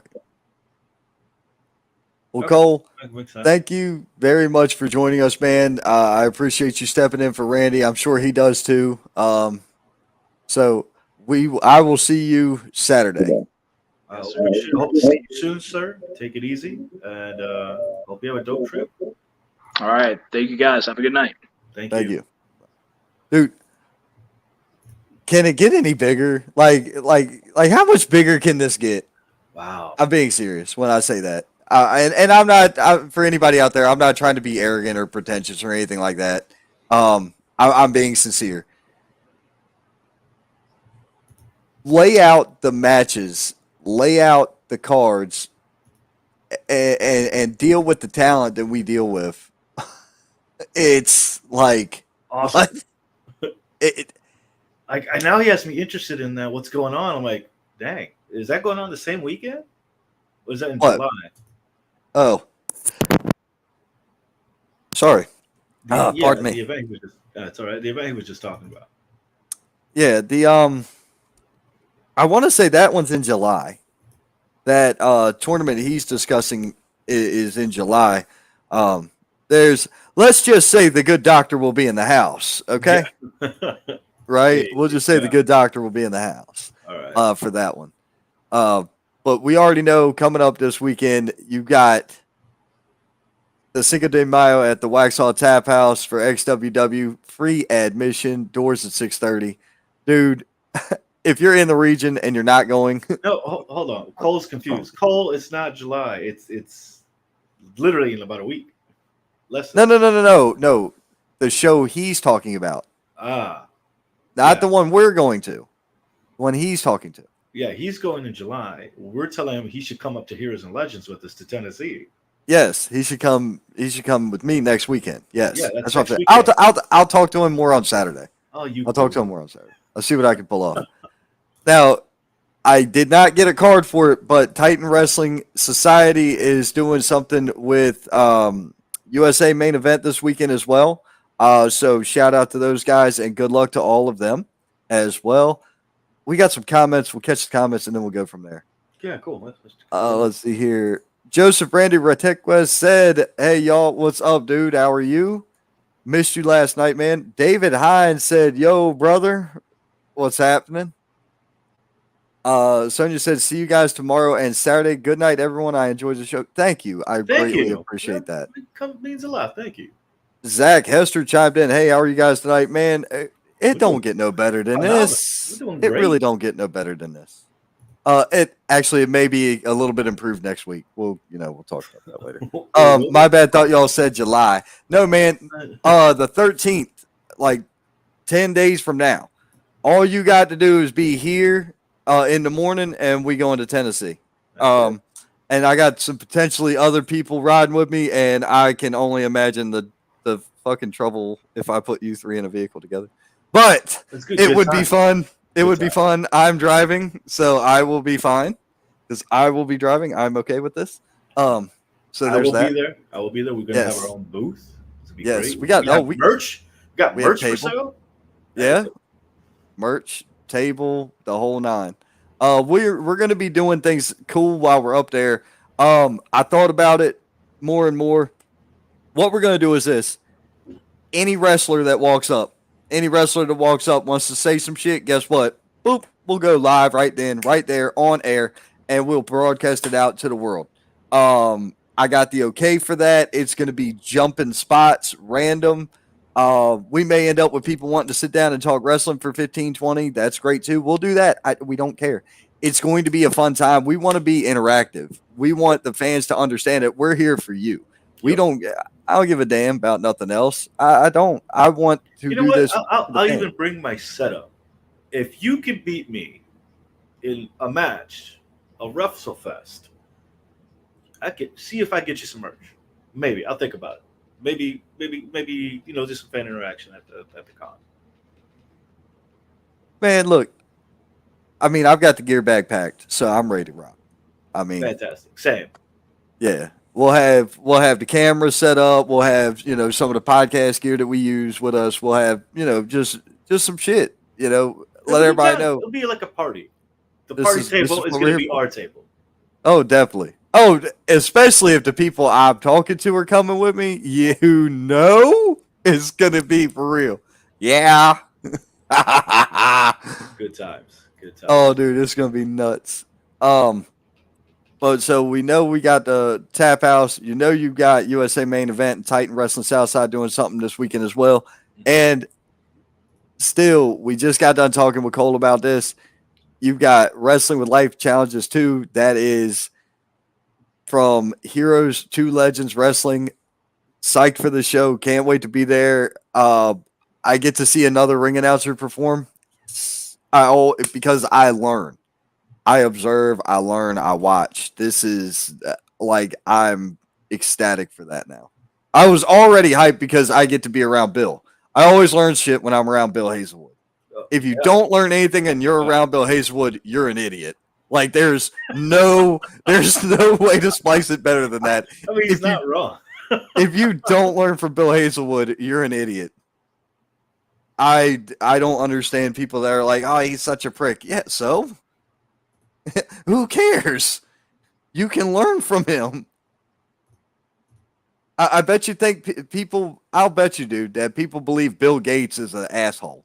I bet you can learn from him. People definitely think Elon Musk is a prick, but I bet you can learn from that sumbitch. People can hate Vince McMahon all they want. You'd get in a car and ride with him to learn. Shut the fuck up. That's the truth. That's the truth. Probably be, try how not to be a dick. Well, maybe. And Paul Heyman, CM Punk, all these people that are hated. Paul Heyman. Oh, he's I learned for days from guys like this. So there's so many people that don't understand it, and that's okay. Guess what? They don't need to. I understand it, and I'm down with it. Look, Clifford Stanley chimed in. Bill Hazelwood is a great guy. Yes, he is. He's going to be happy you put him over. I was already putting him over, but you put him over even more. He's going to love that. He loves getting put over. Bill loves a live microphone more than anything in this planet. Yeah. So what we're talking about with the 13th is real simple, folks. It's Heroes and Legends 19. This is the King of the Mountain Con right here. Doors open for the Fan Fest at noon to 7 p.m. Bell time at 7. That's heroesandlegendswrestling.com. When you go there, what you need to know there is if you use promo code WIRE, you will get a discount on your ticket. So use the promo code WIRE for supporting us at the Thursday Night Indie Spotlight, as well as the Wrestling Wire, which is still kind of on hiatus. I'm trying to figure out where to bury that at to make it work again. I got to replant that tree somewhere. Gotcha. I got to replant it. Understand? And I get it. I'm stuck right now on what to do with it. I don't know what to do.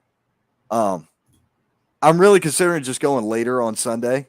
Mm-hmm. But then, you got the family things and you got the things. And then you got other stuff there's shows that might be running too. So. Well, Sunday night, yeah, it's once a month you got I got XWW shows, so it's one of those things, man. I just try to cover everything. That yet again, look at the talent on this. See Tony Atlas, Heath has kids. You got to support the kids. You got to support the kids. It's for the kids. Wu-Tang Clan, everybody. It's for the kids. Yeah, man. You got Black This Jack. You've got Blanco Loco.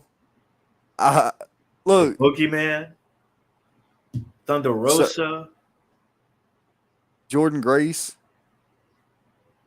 Brian. Isn't that Brian Pillman Jr.? No, that's not Brian Pillman Jr. What the hell's that kid's name? What kid? The kid right in front of Thunder Rosa. I can't remember his name. That ain't Brian Pillman Jr., is it? I can't remember his name. Anyway, that guy will be there. Dude, there's going to be that guy. It's not Brian. It's not Brian Pillman. Is it? Now you're making me second guess. That might be him. That might be Brian Pillman Jr. I can't remember, man. I know he tag teams. If he's not Brian Pillman, it's the guy that tag teams with Brian Pillman. That's who that is. I'm telling you what I know. That's who that is. And one of the best ring announcers, I appreciate you. Yeah, Clifford Stanley says. That is Brian Pillman. See, I thought it was Brian Pillman Jr. Yeah, how you gonna make me second guess myself? I'm like, wait. Dr. Tom's here, AJ Kazana. You got the Godwins up here. Dude, it's ridiculous. Sabu. Stack night of wrestling. That's all I'm going to say. And if you're not there, you're missing out. You have us there? You have us there. We're going to be hanging out. Apparently there's a pre-party and a post-party. So, yeah, show up, hang out. Oh, man. I don't know about none of the party. Coming up after that, May 27th, you having a chance to be in an exclusive seminar with Dr. Tom Pritchard. Look at the price tag, $35 to RSVP. That's a steal. From 10 a.m. to 5 p.m. That is 7 hours. 7 total hours, guys. And guess what? If you're done with the seminar at 5, you can get and make your 6 p.m. call time at a show as far away as Atlanta or Charlotte. And you get to use that brand new knowledge you just got from the doctor himself, who's going to make your shit on that next level. So, I highly recommend you being there. Guaranteed. Don't miss out on that. That is a fantastic deal. It's a steal for a seminar from the doc himself. Yeah, Dr. Tom Pritchard. I got this one's all you, Bo. Oh man, I am so hyped for this. UPW Unleashed, Sin Cara versus Juventud Guerrera. It's gonna be fantastic. Look at this card. You got everything. Gabriel Kai making his return. Amira. Again, a couple of Sean Cruz on here. Mark. It's just stacked. I could go on and on. It's going to be a fantastic show. You don't want to miss out. Promo codes. Ladies and gentlemen, tickets are still available for this. Don't forget to get your tickets. Use promo code Estacado. That's right. The last name, Estacado, to save some money on some tickets. That's going to be a fantastic show. And, of course, yours truly is going to be there calling the action live. You don't want to miss out on that. Man, look. So, I got nothing but love for that show. I really do. I'm not going to that one because I'm going to be busy, man. I'm going to be busy with the David Cody Memorial. This is a multi-promotional sponsored event. Let's run down some of the matches. Then I got a match to announce, and I got a video to play.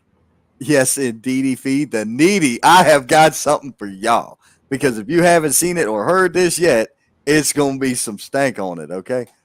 You've got Corey Sparks versus Garrett Sinclair. Corey Sparks is going to be with us at Heroes and Legends, by the way. I noticed that earlier. I was like, dude, cool. So I got to send him a message and be like, hey, bud, we're going to be there. We need to catch up.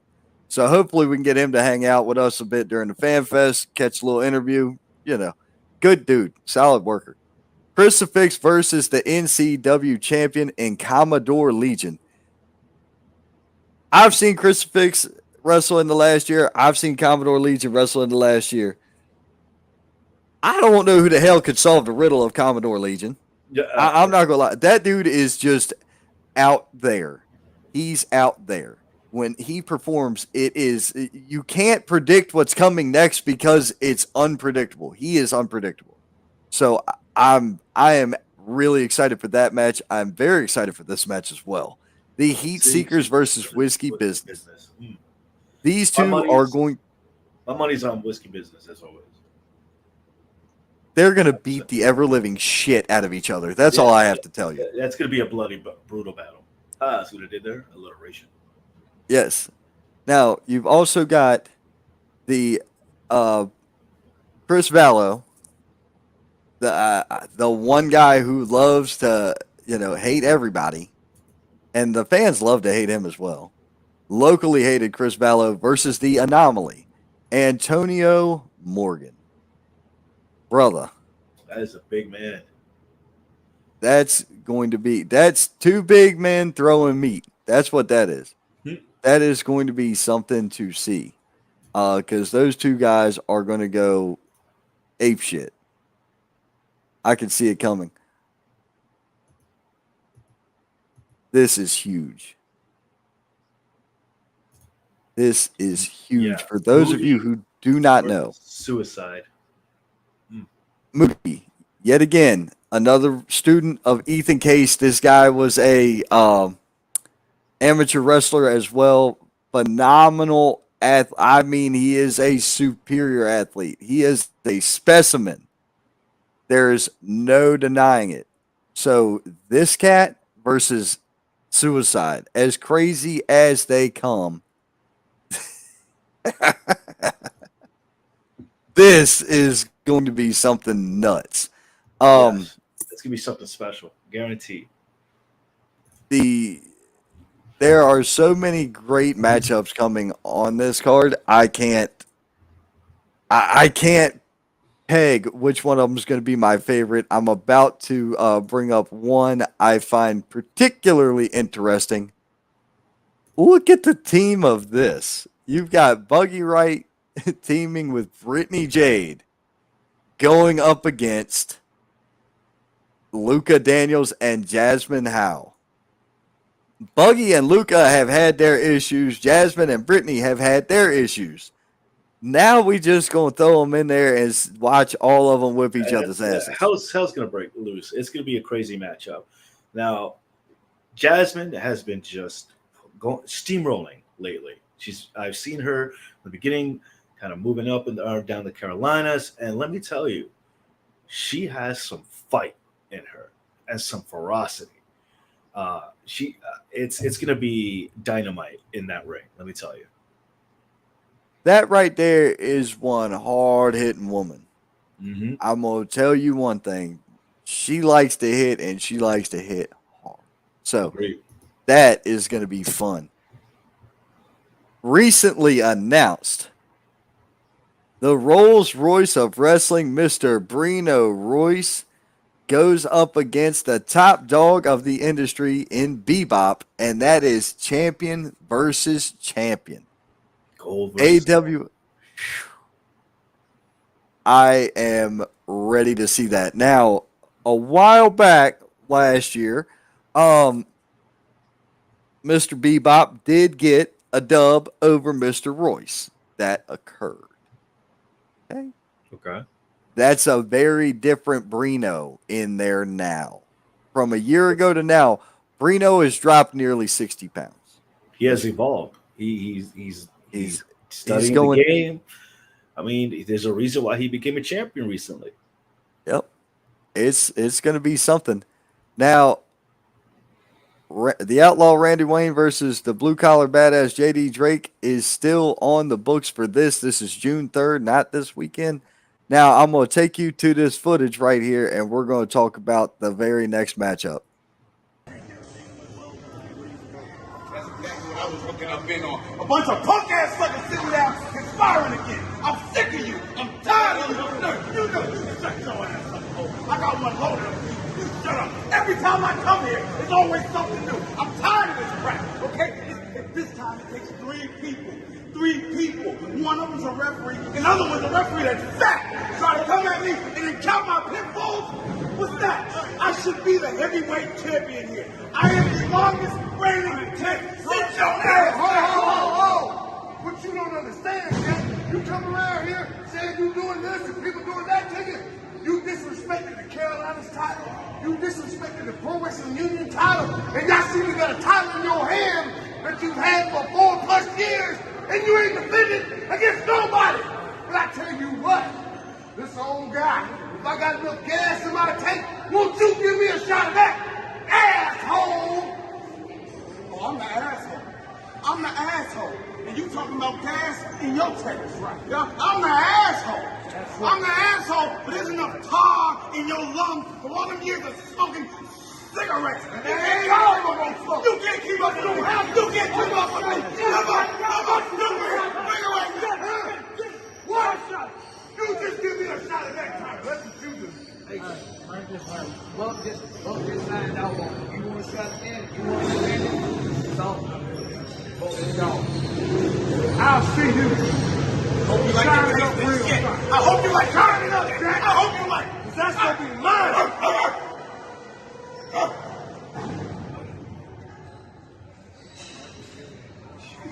How do you do it? Okay. Wow. Dude. So, as shown in that video, Cam Jackson defends his CPW championship against the Black Cat himself, Dion Johnson. That's another match added to that card. Brother. Wow. Wow. I have to keep watching social media, man, because I have to keep going and getting all the latest and greatest pieces for the show. Okay? You don't want to miss this one. It's going to be crazy. Wrestling is an evolving industry, right? The talent evolves, the workers evolve, the everything evolves, the shows evolve. And when you're talking about a show that big, we're talking that's how many matches they've announced. Yeah. I got 8 or 9. I got 9 matches that have been announced. That's going to be a long day. There's 11 that I have heard. Wow. 11 matches that I have heard of. So, well, the flyer, hold on. Let's just stick with the flyer. I've heard of 10 matches. I'm sorry. 10 matches, 2 main events, the No Sweat Band, and right now this is slated to take place in Packlet, South Carolina at the T.W. Edwards Center, which is in Packlet. Nice venue. I've worked there before. It's a nice venue. It's a good spot. I mean, it's super convenient for me. I'm not going to lie. I like the venue because it's very convenient. It is 8 minutes from the door, buddy. It's gold. If I get out the shower, get in my truck, and ride over there, my hair ain't dry by the time I'm in the building. Okay? It's there. But look, that's pretty convenient. That's great. You can buy your tickets online in advance. Advance tickets are $15, $20 at the door. There's going to be hot concessions there. So there's a lot to this one, man. You can see the talent on the card. I see Catman. We didn't see a match announced for Catman yet. See Don Furio. There ain't been a match announced for Don Furio. I see Caleb Conley. There is not a match announced for Caleb Conley or Bryce. Bryce is on there too. Bryce Cannon. So there's a handful of jokers that haven't had a match announced yet. So I mean, it's going to be a stacked card, man, and it is a stacked card. It is a stacked card. You're going to have to find out. And how are you going to find out? By watching us. By watching us and watching social, man. People need to learn that social media is a great tool if you know how to use it, and you're not a fucking tool. You'll do great with social media. But yeah, that's the David Cody Memorial, dude. Yeah. Let's get some with that one. This is you. Yes, and that has changed. What has been added? Mind you, hold on. Let me just pull this up because this is going to be interesting. Is it this? No. Oh no, that's that one. Okay, you go ahead. What changed? No, you didn't send me the update. I just got the update. I pulled some strings. I talked to some people. You know me. I like making deals. Yeah. And I like adding people. You know, you have your scouting. I have my scouting. Yes. All right. This is accurate. Put the poster back up because we can at least talk about it. Okay. All right. Ladies and gentlemen of Northern Virginia, DMV, Manassas, my hometown area. David's coming home, baby. Why? Because Intense Action Wrestling is coming July 15th in Manassas at the Boys and Girls Club in Manassas. You don't want to miss out. Look at the stat card. Already have JAC versus JR Miller making their debut. You have Gabriel Kai. You have Joe Ocasio.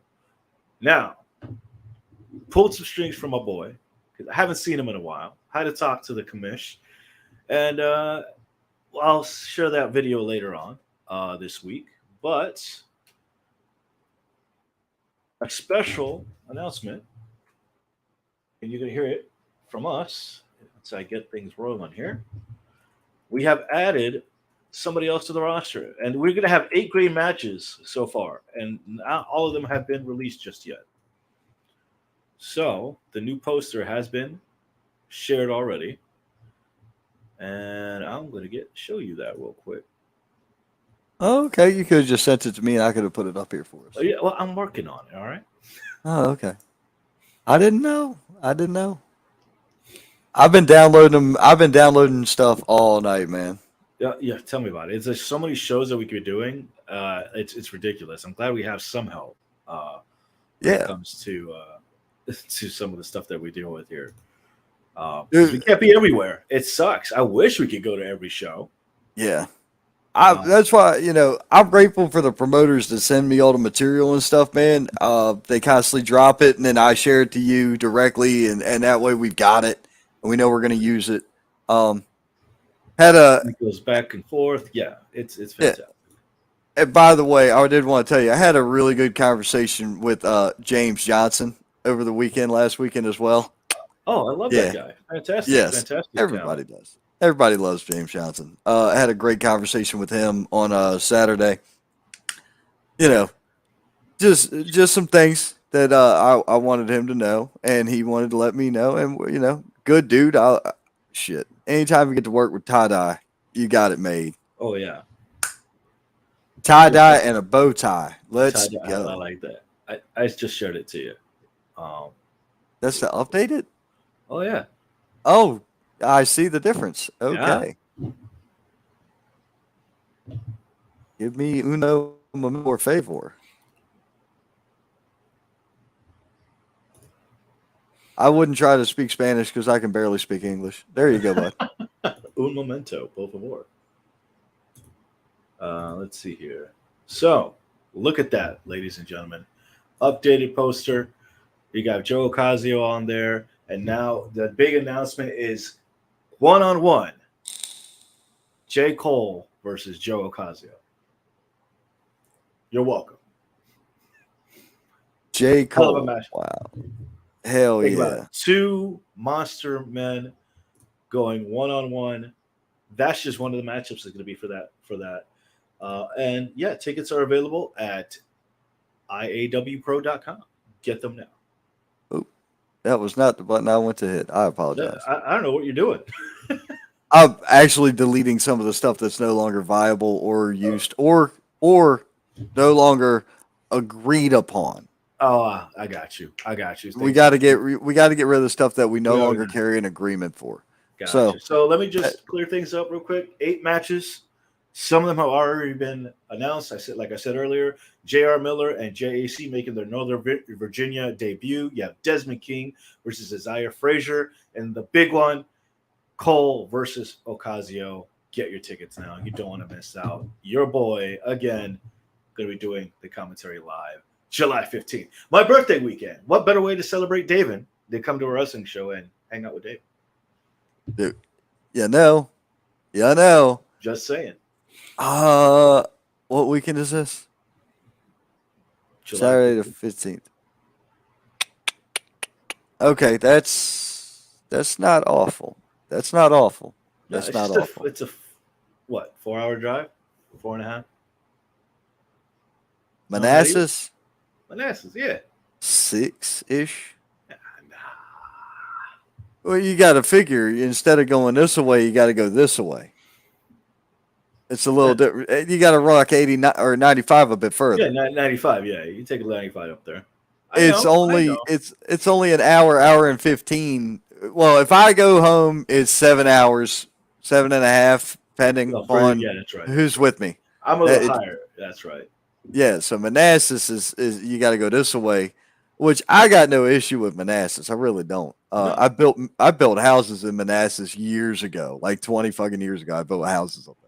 So I didn't build that. I'm familiar with the area, so I know, you got Arlington, you got Manassas, you got Fredericksburg. So yeah, it's gonna be a fun weekend. It's gonna be a fun weekend.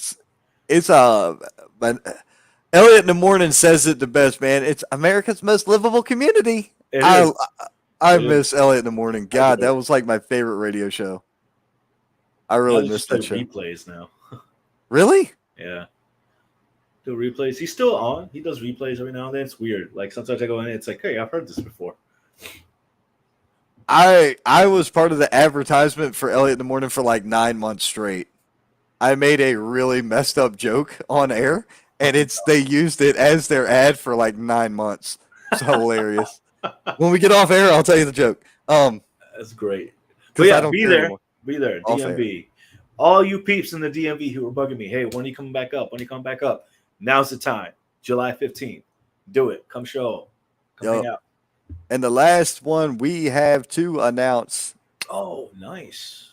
Very nice. Pro Wrestling Union has a new date for Heat Wave. It was originally scheduled for June. However, it got moved due to other contractual obligations. Saturday, July 22nd, Pro Wrestling Union presents Heat Wave. And at this point, I can't tell you all the card. I can only tell you one match that has been signed, and that is Bebop will be defending the Pro Wrestling Union Heavyweight Championship. Of course. But who's the against Drew Hood. The Drew train is trying the Drew train. He's trying to reclaim his gold. So, let's see how this pans out. Drew Hood was the champion when Bebop took it from him. True. Bebop then unified the titles against Chase Emery last month at Sims Middle School. And most recently, defended against Cam Jackson. So, he has been on a roll. He's been on a roll. Man, look, it could go either way. Look, he's fought him before. He knows some of his tricks. But look, Drew Hood has been putting in the work. Let me tell you. 100%. Folks, it's been a hell of a show tonight. Yeah. We hope y'all have enjoyed it. We really do. We did. We had fun. Oh, I have fun every time. It's always a blast. Look at the people we've had on air tonight. We've had Buggy. Shout out to Buggy. We had Quest. Shout out to Quest. And we had Cole Maccabee. Shout out, Mr. Cole. So we had everybody on air. The next couple of weeks of shows, I need y'all to understand something. It's not just going to be Thursday for the next week. Next week, we're stretched out a little bit. We've got different characters, different wrestlers, different people that want to be on at different times. So they have their instructions. If they want to get on, it may not be Thursday. It could be multiple nights next week. Yeah. Same goes with, June the 2nd, which is a Friday, June the 1st. That's Thursday night, all the way back to the beginning of the week. For that week leading up into the June shows, there are certain people who have requested specific time slots. So we are doing our best to meet them where they can get on air for you and do this for you, our viewers. So keep that in mind, and we will try to advertise every change as much as we can in advance. Just know everybody out there need to understand it's all going to blow up in the next 3 weeks. It's going to be crazy around here. Let's see. We got with the UPW show. We have the Cody Memorial show. We have Heroes and Legends. I mean, we have so much to cover. Next week is be like Heroes and Legends week at this point. Right. And we have. Yeah. And then I think the way you and I had discussed it, we were trying to do Heroes and Legends week, UPW week, and then David Cody week. That was the layout that you and I had discussed. That was the plan. Yeah.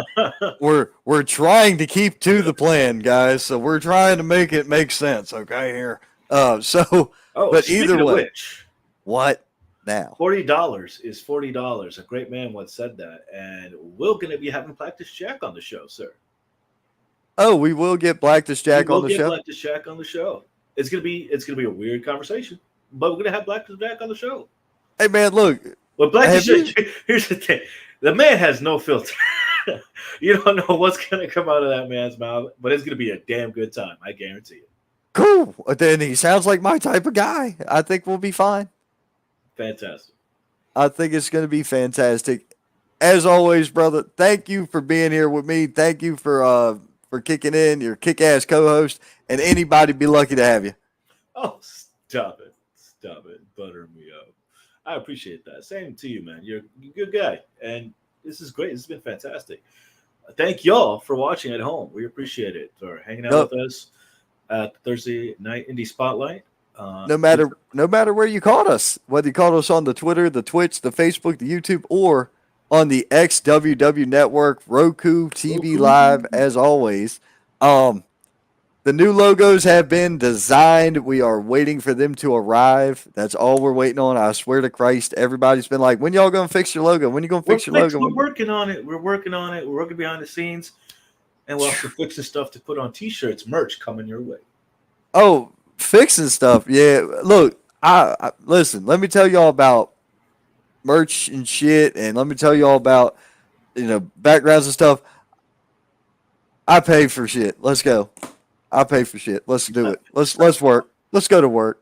I don't care. I got money to play with on paying for shit. Let's get shit done.